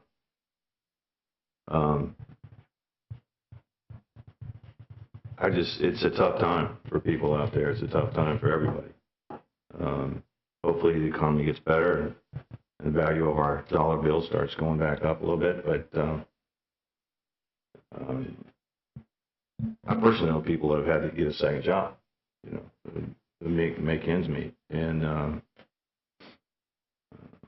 it's almost like a slap in the face that we have to make up for other people's bad decisions. And we're trying to do it in a 2-year clump. And this utility, how old is this utility now? 1970. So we're still chugging along. It's not like we're going to fall off a cliff. I say 12. My personal thought is 12% is way too much. 12% what? 12% increase in rates is way too much. That's my personal feeling. I'm one of 7 members on board. Well, from what I remember from the rate study overview that I had, we all had, 12% doesn't catch us up. It puts us on the right track, gets us back up to a level to where we can start having smaller increases to make to meet our commitments 9 years from now, not in 2 years. I mean, we're not going to fail in 2 years, but we're not done increasing in 2 years. Am I correct, Brian? I mean, it's not 12, 12, and then 0, 0, 0, 0, 0. It's 12, 12, and something. It's 12, 12, and then inflationary adjustments afterwards, and that does, this plan doesn't get you to where you really, where the utility should be, but it does provide a path for that. So, but it does include basically, or best guess you can do right now, the CPI for years 3 through 9, roughly. Okay, which is what we're saying, hey, previous boards haven't done. Right. Well, that's in this plan, but we need a kickstart, or it's just, we're not going to make it. If we don't kickstart it now, we're going to have I'm assuming, a bigger number in year 5 or 6 or something. I'm not happy with 12, but I'm happy to hear another plan that gets us covered in 9 years that doesn't start off 12, 12. Well, has it got to be 10, 10, 10, 10, 10? And does it cover every year in between? We never go negative. We never default on anything. I'm willing to hear it. I didn't think we were voting today. I thought this was just information as well, right? Yeah. Well, I understand we're not voting today, but it at? doesn't do any good to tell staff nothing, and they come back in 2 weeks and say, okay, here's the same numbers, and then we tell them, it doesn't work. I mean, we need to give them feedback now, so in 2 weeks, we don't tell them no. I'd like to see 2 other budgets with a 10% and 7%. That's what I'd personally like to see. That gives us 3 choices, gives us a path forward, gives us a look at, and, keeping in mind that future years are future boards, not necessarily this board. Right. But I agree, getting us back up, but that's what I'd like to see, if we could ask staff to do that. That gives us at least 3 choices. How hard is that? Well, we can take a peek at some of this right now. I mean, one of the issues is Cumulative. is your debt service coverage on your existing rates, which is really on the low side. I've had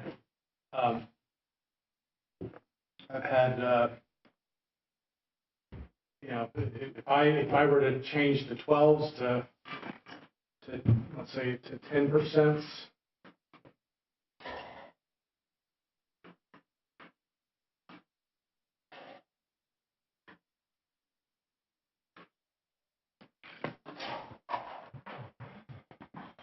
I mean, your coverage is pretty low, and given the uncertainty when you don't meet your coverage requirements, I mean, sometimes there are escalation provisions where suddenly all principals all do, that would be an extreme case, but I mean, having 147% coverage and, I mean, by targeting a higher amount, you're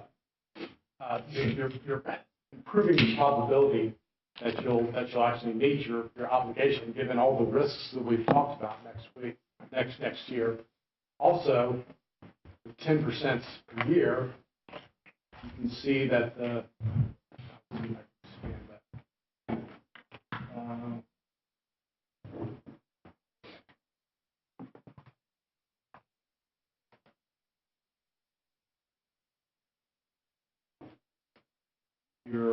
wow. So in 2025, we would be at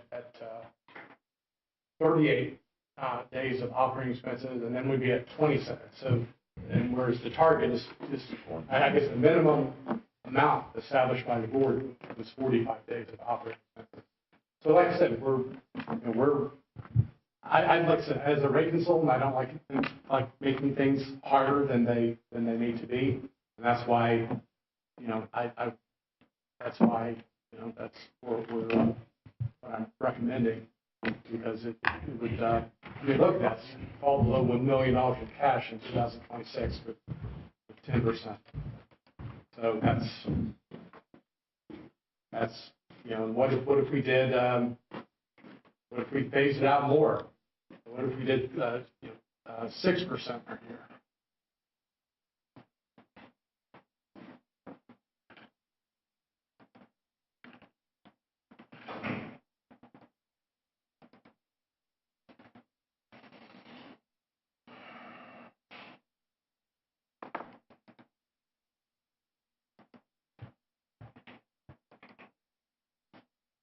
And then we would run out of cash. Couldn't do the program as written. And we would, then we'd have coverage problems, and then we could get in, you'd have no access to capital markets. So it's just, like I said, this is kind of like the bare bones that I think, based on what the utility wants to do, I think this is kind of the bare bones adjustments. I think the only way to get to a lower number on the rate increase is one of two things. You've either got to reduce your operating expenses or your capital improvement expenses. It's going to introduce some risk, especially on doing less of those unrestricted projects. Right, right. Introduces some serious risk. I had a question we kind of glossed over as we were going over the big picture on the expenses, but insurance expenses are projected to go up like tremendously. And I know insurance is going up, but, those are two of our larger big expenses. I mean, the group insurance is 155, this year it was projected to be 125. Why is it? 300,000 more on group insurance, and then the other insurance number was 37% more, 307 to 422, page 2 of the. Right. So the group insurance, it's about 9% over the budget number. We're going to end up around 1.2, and that's just because it's tied to the number of employees. So if you're down some employees, you're not paying insurance on them. So. Mm-hmm. The 4.2 assumes a certain staffing level, and that's group insurance number matches that number of staff having that insurance. So how many positions are unfilled right now? We assume a full org chart. I know, but obviously we came in under budget, so you're saying that that's throughout the year. Right. People come and go, so I know we had several operations staff come and go. We had a guy retire in October. That's an every year thing. We always have some positions that are unfilled, just for budgeting purposes. Yeah, we typically don't budget that people are coming and going or retiring, unless we absolutely know they're going to go. Typically, we would assume they're going to be there the whole time. and I know we can't hop around insurance companies every year, but one thing we have said is that, you know, every few years, 4 to 5 years, whatever, we should be shopping it. Right. To see, are there any other options out there? And if that's an area where we can cut expenses and improve our operating revenues so that we don't have to cut capital improvements, that would be my preference. If we're trying to get to a lower rate increase number, you gotta cut somewhere. Yeah, I guess two things on that. One, we did look at the United Healthcare option this past year, and it was not cheaper. And then, of course, because of the timing of our benefits, we've kind of already, approved that number or that plan for 2025. Doesn't mean we have to necessarily fund that, but we do are approved for that plan for 25. But, so certainly if we want to look at that, we have to start planning for that now for 26. Mm-hmm. The way the timing of that works. Well, I thought we already said that in the meeting, that is something that we're going to look at. Not we, sorry. But the next board is going to look at next year is benefit levels. Recall that. But you can throw a number against the wall now, and Yeah. no way you're going to know what's possible or doable or not until you get into it. I guess that's one of my concerns too. If we're going to tell our members, hey, we're going to increase your bills by 12%, can we turn around and also say we're also cutting the fat here and here and here and here? We're trying to cut back on some of these expenses at the same time. What we've been doing, Mark, Dave, is trying to get our budget down and save money everywhere we can. So, as you can see in the budget now, it's less than what we projected. So Yeah. work every day to try to save money. Just an order of magnitude, I tend to do math wrong when I sit here and do it like that. If you drop from 12 to 10, it would represent somewhere, I think, just over $300,000 in total net income. It would be a 16.7% reduction to the average bill, or 34 cents on the water side and $1.53 on the sewer side. Just I didn't do 7%. My brain was fried at that point. Just I'm with Joe though, 12% sounds high, but when you say $8 or less than $100 annually, it's relative. Our number one priority is fiduciary responsibility to make sure the water system has what it needs, and these guys and gals have what they need to provide clean water and provide wastewater, right? And what I'm hearing is, from the rate study, industry standard, everything else, that we're behind the times and we need to make sure that we're fiduciarily responsible. So I'm going to tell you, I would support a 12% if that's the will of the board, but just so you know where I stand, we have to do something, and yes, it's the sins of previous boards, but somebody has to make the hard call. Yeah. I mean, I get reelected for that stance, but that's the right thing to do. That's right. I'm not concerned with being reelected or not. I'm just concerned with doing the right thing. And Joe makes a good point. It's something I'm going to have to meditate on. Yeah. Yeah. I'd like to see it more in the 8 to 10% range myself. I mean, I think 12% in 1 year is. You can ask that. Give us the. Jeff, Can we ask the staff to provide those 12, 10, and 7 budget? I know that creates Ms. Barber a little more work. Yeah, we can certainly look at that. I mean, I think part of the issue is we're going to have to reduce the unrestricted budget. There's some risk there in not doing certain projects, but, the board wants to. Well, the board hasn't moved to do that yet, right? So we're still taking 30% and putting it over into the unrestricted side. And if we're going to take that money out and put it into the restricted side, and then we got to make that money up somehow, I'm not in favor of doing that right now. I mean, it makes sense. I understand it. It's industry standard. I get it. But it's going against what we're trying to do, which was increase the unrestricted cash.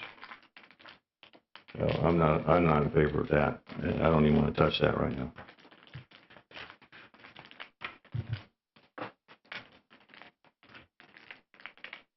Wasn't changing a net zero sum game, though? There was no gain, it just, instead of one pot, it went, right? It's not like we were taking anything, or am I misreading that? You're talking about the 30/70? Yeah. 37. No, if you put all the impact fees in the restricted, you can make up for that on the revenue That 30, side. okay, all right. That's right. And it's been that way for how long, do you know? 10+ years? How old's Clinton? Forever. Forever. I don't know when the decision was made. Yeah, yeah. Long before. Long time, okay. All right. Ever since I've been working here. So, I mean, as far as I'm concerned, that's something down the road. We want to tackle that one, but, I guess the question would be, you know, from a legal standpoint, really impact fees are supposed to be paying for growth-related projects and growth-related debt service. I mean, you have, even though HNWS, you know, is not obligated to do state laws, there are case laws that basically dictate that these fees are supposed to be restricted, accounted for in separate funds, and like I say, spent for growth-related debt service and that, I mean, if you were ever challenged on the 30%, but we can't use it for the debt service, correct? yes, absolutely, and that's what we're assuming in the financial forecast. Yeah, we're moving it to the 70. We're proposing to move it 100% to a restricted account. But yeah, we're absolutely. That's a big part of the. That's huge. Is to use. And in fact, I can even show it to you. It's $553,000 next year.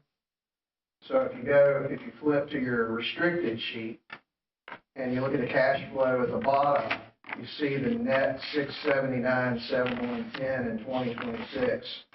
That would now be presumptively negative twice 552,000. So you would have to borrow money to either cover that, or you would just have to transfer the money back from the unrestricted side. So there's implications. It's not just we can't put it back without. And if you look at the cash flow on the restricted side, and again, subject to, we already show the impact fees going down. The impact fee receipts, even after the county pays us back, are not enough to cover the line. And that's including moving the 550 over there. Right. So now instead of, you see it going from 3,595,872 to 3,476,45, you would go from negative 400,000 to negative 900,000. So the 3.5 would be 2.4, 2.5, 2.6. And then the next year would be 2.4 minus 400,000. So you'd have a declining cash balance on the restricted side. I always felt like the impact fees should go restricted side all the way personally. I always thought that. And the notes say this budget does that. This shows 100% going. Yes. Yeah. Yeah, we kind of had the discussion last year about it had to happen, otherwise you just can't make the payment. Yeah. And that includes no future restricted capital improvements. No future Of course, obstacle. if DOT comes along in 2 years and wants to improve the roadway, a lot of those improvements would be unrestricted, which aren't in there now, but some of it would be restricted as well. But No obstacle. using the impact fees to pay for growth-related debt service and certainly in the latter part of the forecast period, that's one of the reasons why we're able to build the unrestricted cash to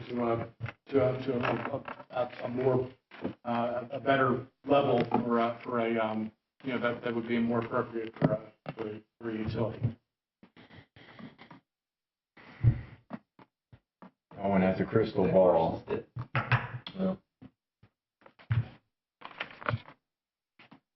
I would just like to say, I think the board made a great decision when we decided to hire Brian and his firm to help us out. This is eye-opening, to say the least, and it's something that probably should have been done, and we should do every few years, 3, 4, whatever years.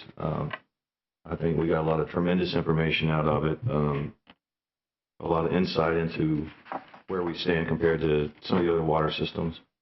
I think it was very beneficial.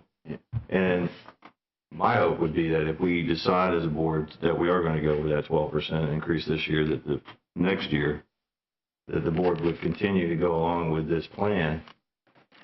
And that's one thing you can never know, can you, Jeff? Yeah, it's definitely something I got to meditate on. But I agree with Joe 100%. We'll still be here next year, so you can. Well, I'm part of it, but who knows who else is going to be on the board, so we'll see. We'll see. I think that's all we got on. Anybody else have discussion? And I hate to beat a dead horse, but maybe I'm off the mark somewhere, but what is our did we have any, I thought we needed to make a motion to give feedback to the staff, or the staff going to come back with, what, 12-10-7? Is that what we want? Is that what the board wants, and we're done until we see that? Is that, what's staff going to do when we leave? I don't need it, but if somebody else wants it, go ahead. I'd like to see it at a 10% or even an 8%, level, just to see what that looks like. Where do we, how does that affect our ability to do our debt service and our cash flow and that kind of thing? We just pretty much showed us on the computer there. I know, but If we hire him, we pay him to do the study, if we believe his numbers, we have to do 12%. We don't have an option. Like he was saying, financially, we have. I think even with 12%, you're still kind of in a financially risky position, but at least we're moving toward a better horizon.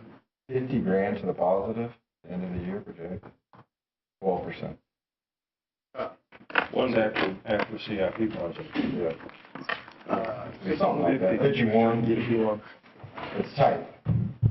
51,769. Yeah, it was tight.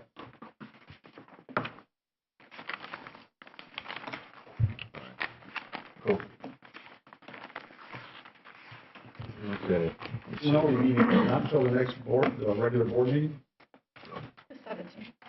We'll see all the numbers then. Can I have them ready? I like that. Sleep separated. Yeah.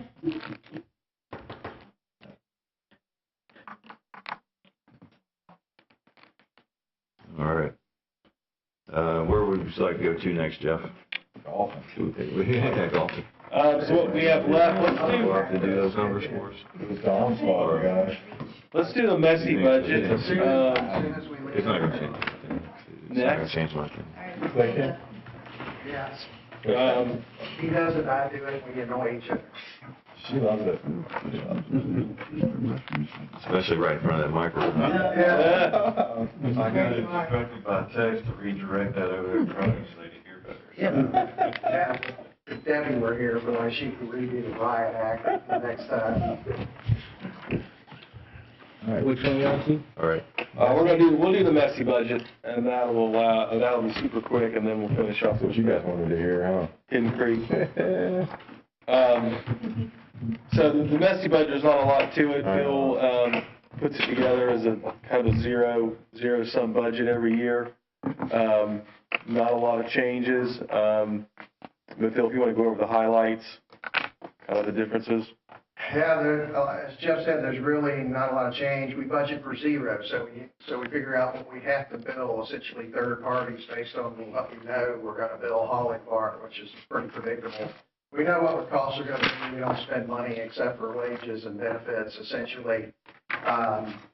We do keep track of the amount of work that we generally have booked, and we classify that work by how certain we are. We don't actually put it in the book unless there is a pretty decent chance. This says we have 4 million booked. We probably have 3 million booked at something like 90% certainty level. So just to give you an idea. So you would expect next year that substantially more than what we have shown here in terms of revenue would come in. We do attempt to guess what the professional service fees would be. We treat those as, they're just direct pass-throughs. In most cases, we don't charge our clients for that pass-through, as long as they meet certain criteria. So you can see of the $983,781.41, we've got about $280,000 of pass-through services for other types of engineering and surveying. Obviously, if that went away, it would reduce the 983, but it won't go away. We can't do anything to do without third parties, obviously. So the budget here does include the fact that we have added an employee. We added an employee to help us out with all that lead service line stuff that we did. We're going to attempt to continue to employ that person for inspection. We have, I don't even know how many millions, but lots of millions worth of dollars that are going into construction over the next few months. So we have to have an inspector. It's not practical or cost efficient for me or Dale or even Corey to do any of that. But we don't have here budgeted for any additional staff beyond that. It says the same thing I would say last year. I would hire another senior engineer tomorrow if I had that person that Dale and I could agree on. We would probably hire another CAD tech as well. But that's really it. There's really nothing unusual. If anybody has any questions about any particular line item, have at it. But it's pretty straightforward. Pretty simple. We are, I will say, we do anticipate buying 2 trucks here in the next couple months. One would be a truck to replace the one that I drive. It has 250,000 miles on it now. And we're also going to purchase a small pickup truck to use for inspection service purposes. We are spending a pretty substantial amount on reimbursing employees for mileage right now, and we can more than pay for that truck that way. So that truck purchase obviously is reflected in depreciation, not in the income statement cash here. So just to point that out. But when we come back to the board with that, the board will have to approve that. So that's really the only thing we anticipate purchasing for our direct needs next year. We are still looking at reducing our cash position. We keep bouncing some stuff around in terms of what we can do to be beneficial to everyone. We got a couple ideas. We tend to beat them around until we know for sure that we can use them. I think we previously mentioned the fact that we were thinking about buying a boring machine. I think Clinton and I have talked ourselves out of that at this point in time, that the benefit to cost and liability is not quite what we would like it to be, and if it's not, there's no sense doing it. So, but we do have a couple other ideas that we're working on too, so you'll be seeing that first 6 months of the year as well.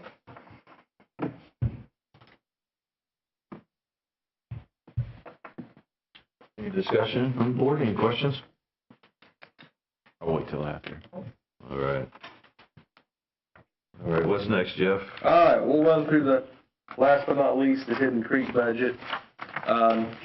You'll have that in front of you. What we'll do is we'll run through the revenue side first here. You'll see a lot of these revenue numbers for the club are fairly, they've been somewhat predictable, and Trey does a real good job at estimating these. If you look at if you look at a lot of the end of year projected numbers versus the budget numbers, they're pretty close on. And a good example is green fees. That's almost projected, almost spot on to the budget number. So I think we have just good clarity on the traffic out there right now. To that end, we're proposing about $1.3 million there on green fees for next year. I think what that typically includes is we look at the rounds, and it also probably includes a small increase in the spring when the rates would go up in that spring, summer timeframe. Merchandise, that's projected somewhat flat, slight increase in cart rental, which is, tied to the rounds. And then, like I said, things like range balls, club rentals, those are fairly predictable, slight increases there. And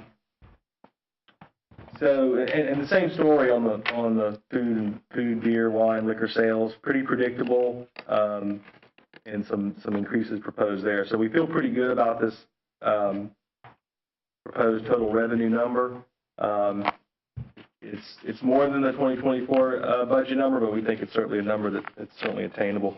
Real quick, Jeff, so we're gonna add 150,000 in greens fees by just rates? So part of it is rates, part of it with the feedback that I've gotten from one of the operators that's added GPS. They've seen increases in their rounds, which, this year we've done roughly 2,000 less paid rounds than last year, so that will hopefully get us back up to last year's paid rounds. So with the increase in the 2,000 rounds, plus the increase in price, a $5 increase in rate for your 18-hole round has been averaging between $3 and $5 worth of a net increase on our dollars per round from the green fee side. Over the last 2 years, we've increased $9 with a $5 increase 1 year and then $5 increase. So it's between $3 and $4.50, I guess, increase. But yes, that's where the increase in green fees would be. So you're projected to buy this GPS, and that'll get you 150,000 for extra. That'll be part of it. Yeah, the increase of rounds, the 2,000 rounds plus the increase of dollars per round. Back in 2021, we did 600,000 in green fees. We did 796,000 green fees in 2022. Last year we did just under 1.1 million, and then this year we're budget or almost 1.3 almost. So we have seen the increase. Obviously, Yeah. We're continuing to grow not just the top line price, but also our discounted pricing. Our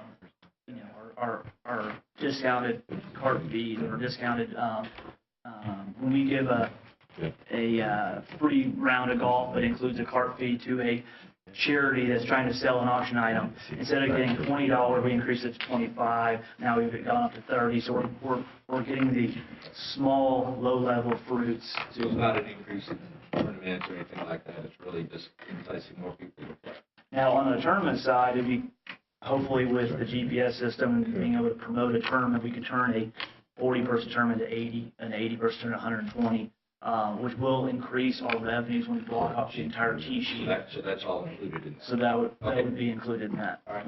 Hey, Joe, did you first ask how you're gonna get 150K more or something like that? Yeah.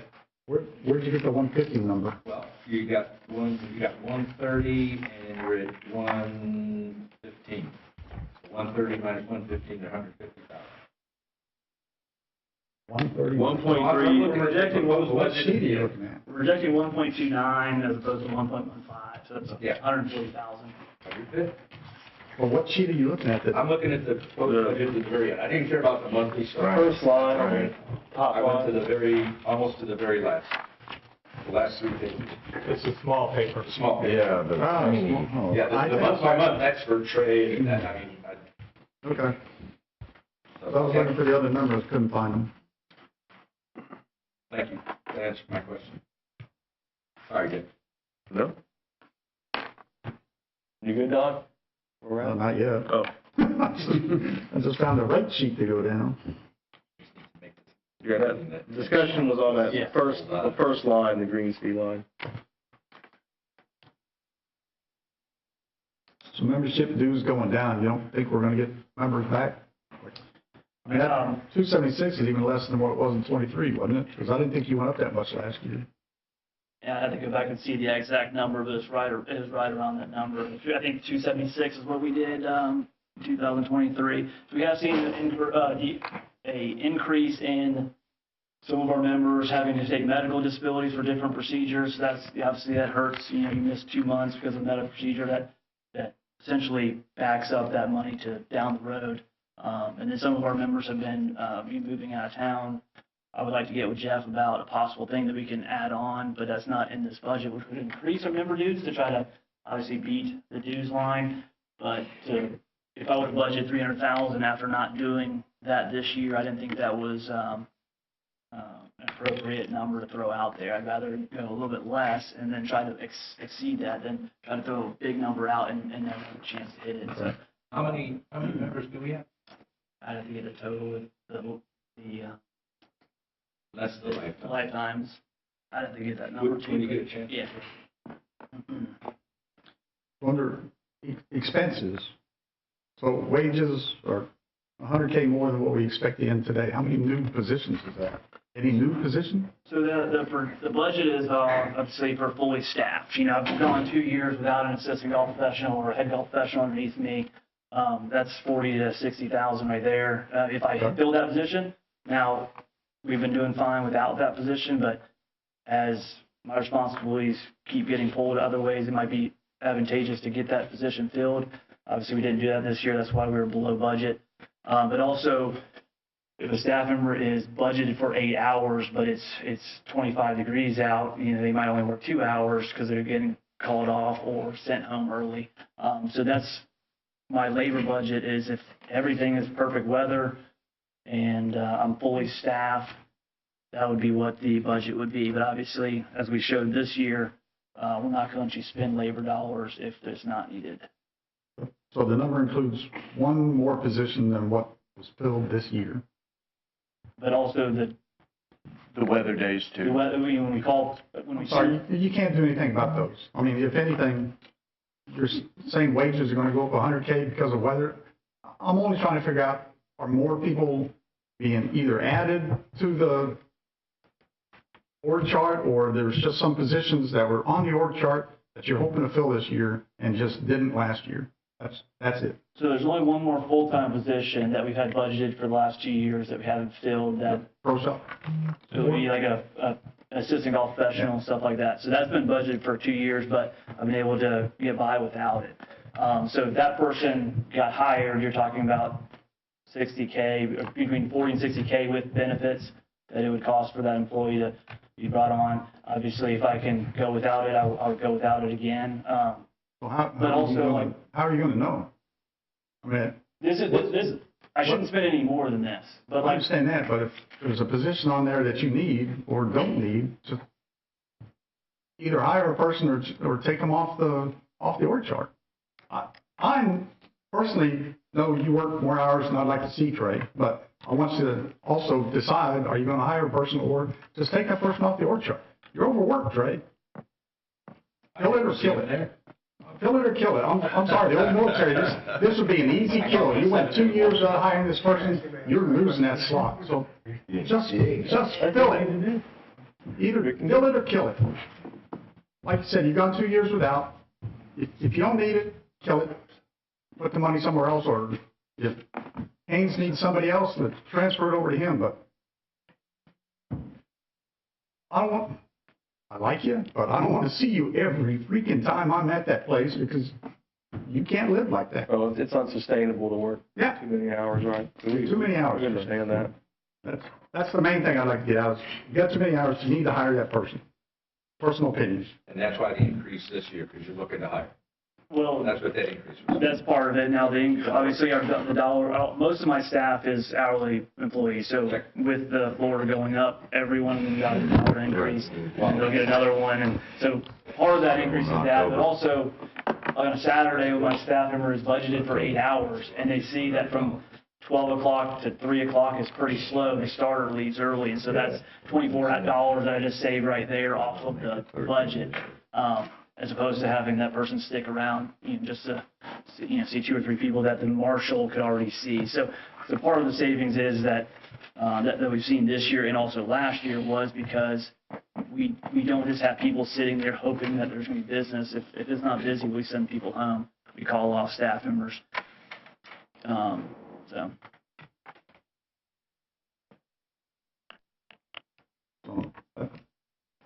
That's my feedback to you, Jeff, is there's a person in there that's not been filling like a couple of years, either fill it or kill it. The next board can mess with it. Okay. I'm fine with that.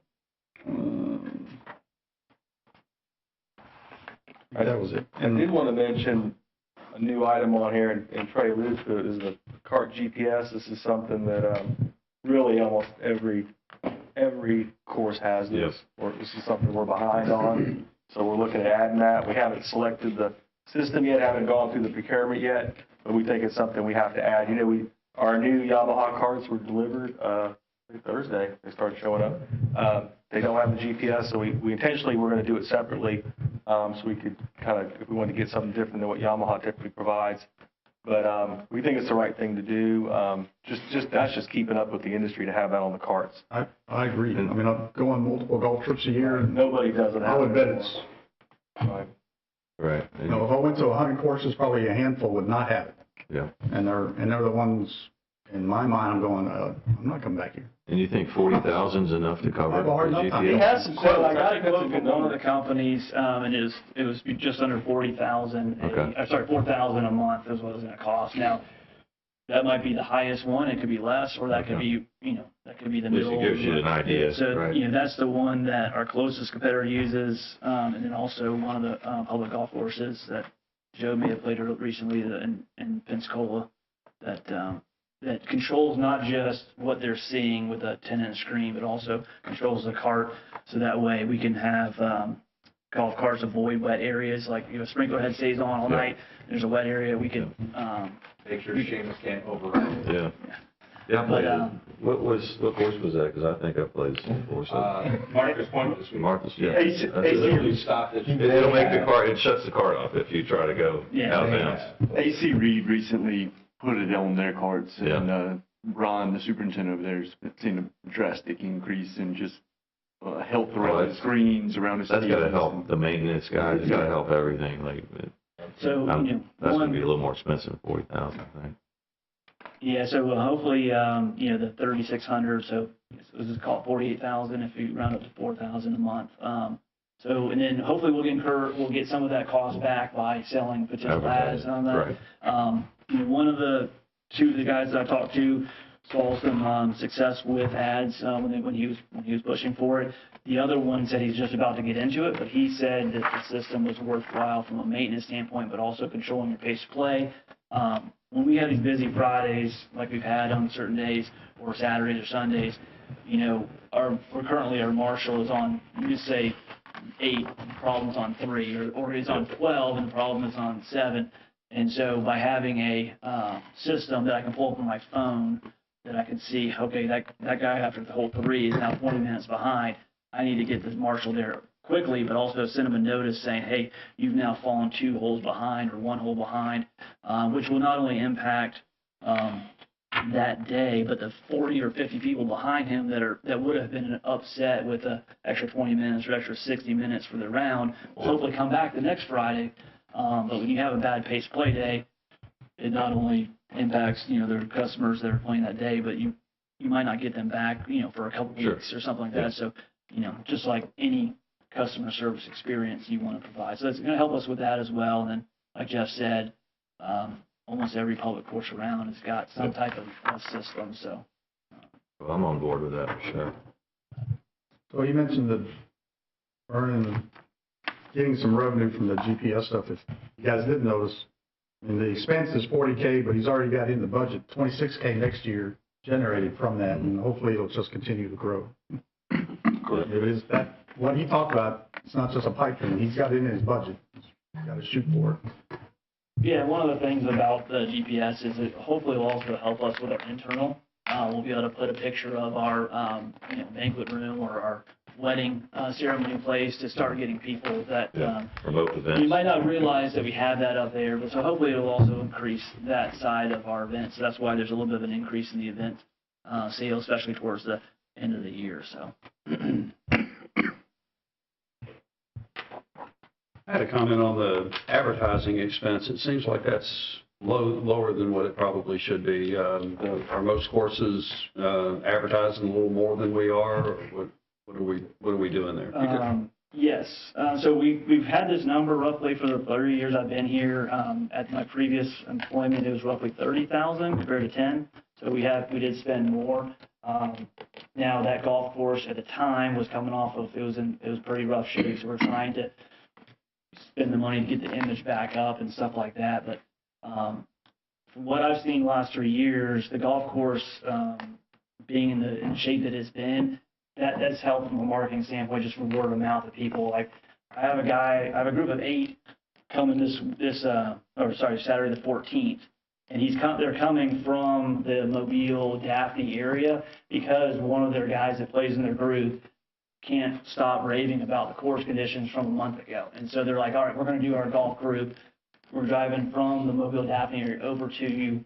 I think they're playing 11:36 and 11:42, or 11:34, 11:42 on the 14th. But they're coming because of the word of mouth of a great golf course, great green, stuff like that. So even though our marketing budget doesn't seem very high, we are spending the money to have a good experience, which is going to help us with the marketing and word of mouth. So I can argue either way. We could spend more money marketing, and it will help us, but I can also say we spend a lot of money and not see that impact.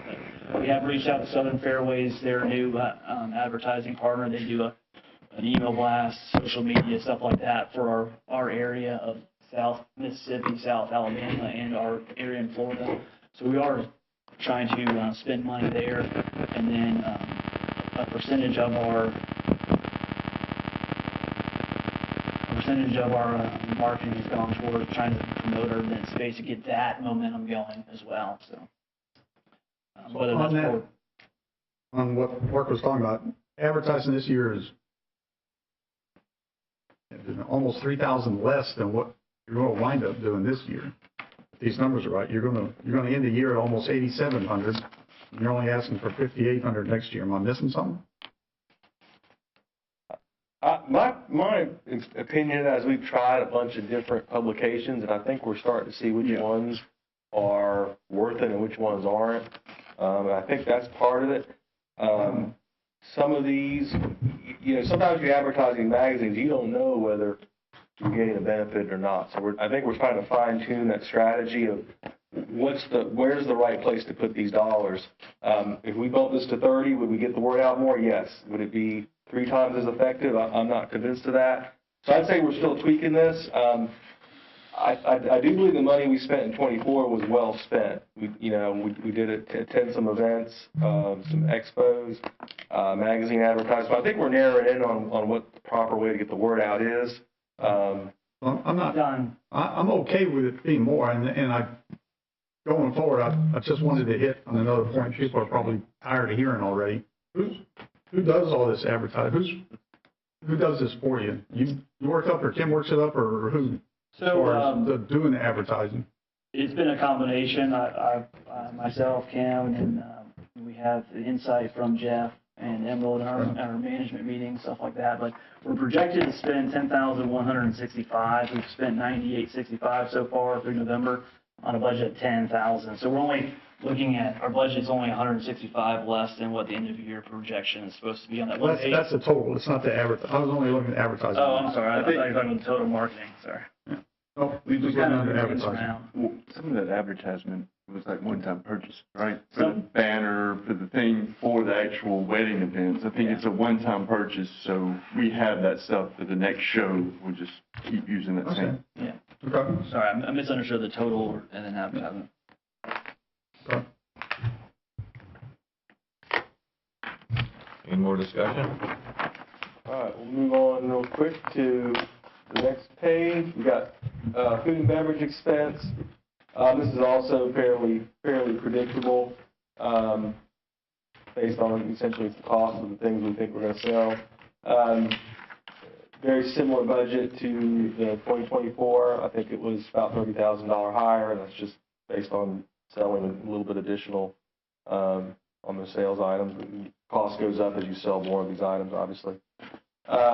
Maintenance, that's Haynes' group there.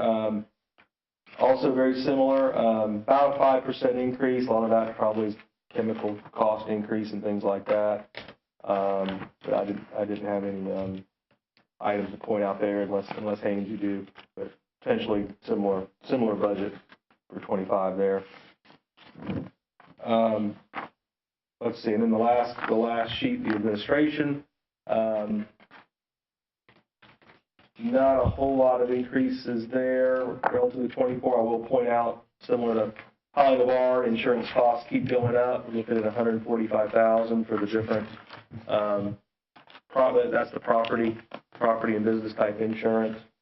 I believe we actually don't have the tees and greens anymore. That was not, they no longer offer that. So that's a increased with a slightly less coverage is my understanding of that there. So overall, the admin side slightly higher, about $515,000 versus $489, slight increase. Carrying down, looking at kind of what the overall numbers look like. Let's start with end of year projected for the operating profit. You can see that's about $570,000. It's a pretty strong number. Keep in mind, a lot of that has to do with the kind of the lower staffing. So not having some of those positions, and with the large variability that Trey described with the part-time workers, I think that's really helped. Fuel that number. Did you say 500 something? Yeah, so I'm looking at the end of year projected. Oh, end of year for this year. Okay. Yeah, for this year, the operating profit, we're projecting about $570,000, which is, like I said, it's a good number. And that's kind of where we're at now. December is looking like it's probably going to be pretty flat, I think. That's usually not the best month. So, once again, as we possibly, get more fully staffed, we could see that delta may decrease. That's kind of what we're showing for 25. We've got a total profit loss for this end of year projected about $262,000. That's after depreciation, and then we kind of did 25 at a kind of zero-based budget after depreciation, and that was kind of based on, we kicked that around a lot, had a lot of discussion, and just after a lot of discussions we had last year and how we approached it last year, that's kind of how we decided to do it. Yeah, I think that was smart. I only got one comment to Haynes, and it's very similar. So the wages in the year are going to be $345. Budgeted was $401, 402 for next year. Has there been a position that just wasn't filled all year? Yes, and then, but now it's been switched over. Danielle's insurance has been switched over to Dan, and I don't have a full-time position, to give them. So had we done that, then I would be technically over one person. On wages? Well, all I'm looking at is wage line. Right, but I would have filled that with a full-time position. Okay. Now I would be in a bind a little bit more. I've increased the guys next October because of the minimum wage. Some of my guys need to stay a little bit ahead of that. So that's part of that increase. And then I would like to get 2 part-time guys next summer, because some of the guys, I can't get some of these guys weedy. So this 402 for next year, you're fully staffed? No, 402 next year. Yeah. If I get 2 part-time guys. Part-time, yeah. And that's starting in May, probably when they go back to school, if they're the right age. But the 402 doesn't include a full-time unfilled position. That group insurance number affected things below it this year. Since it went so, I mean, it's... With all due respect, then, fix all the numbers. I only want to know if that 402 has an unfilled full-time position. No, there is no. All right. He's saying the part-time approach is better than the full-time. Yeah, like, we can't add another full-time person. And I didn't care about the benefit cost. Right. The full benefit cost. I can't add a full-time. It has to be a part-time. So that's not a true statement. But those numbers, maybe not. But if you need a full-time position, put it in there and say, oh, my benefit's not going to be this. And the board gets to decide, or Jeff gets to decide, if you only need part-time, I'm good. If you need a full-time, I'm not good. But that's between you and Jeff. it's gonna be better to find out a way to do it with 2 part-times than getting a full-time. Okay. For the long term. Oh, yeah. That's all I have. Okay. Just don't like people working more than they need to, especially you two. All right. No offense. Well, Man, you big softy. Sound like it. Yeah. Okay. I think we've gone through the process, correct? That is. All right. You'll be voting on this soon? That's what I hear. I thought this was an hour and a half, but No, it's 2.5. 2.5. But, there's nobody signed up for the, to speak to the board, so that being said, do I have a motion to adjourn? so move. I have a motion. Second. I have a second. Meeting is adjourned.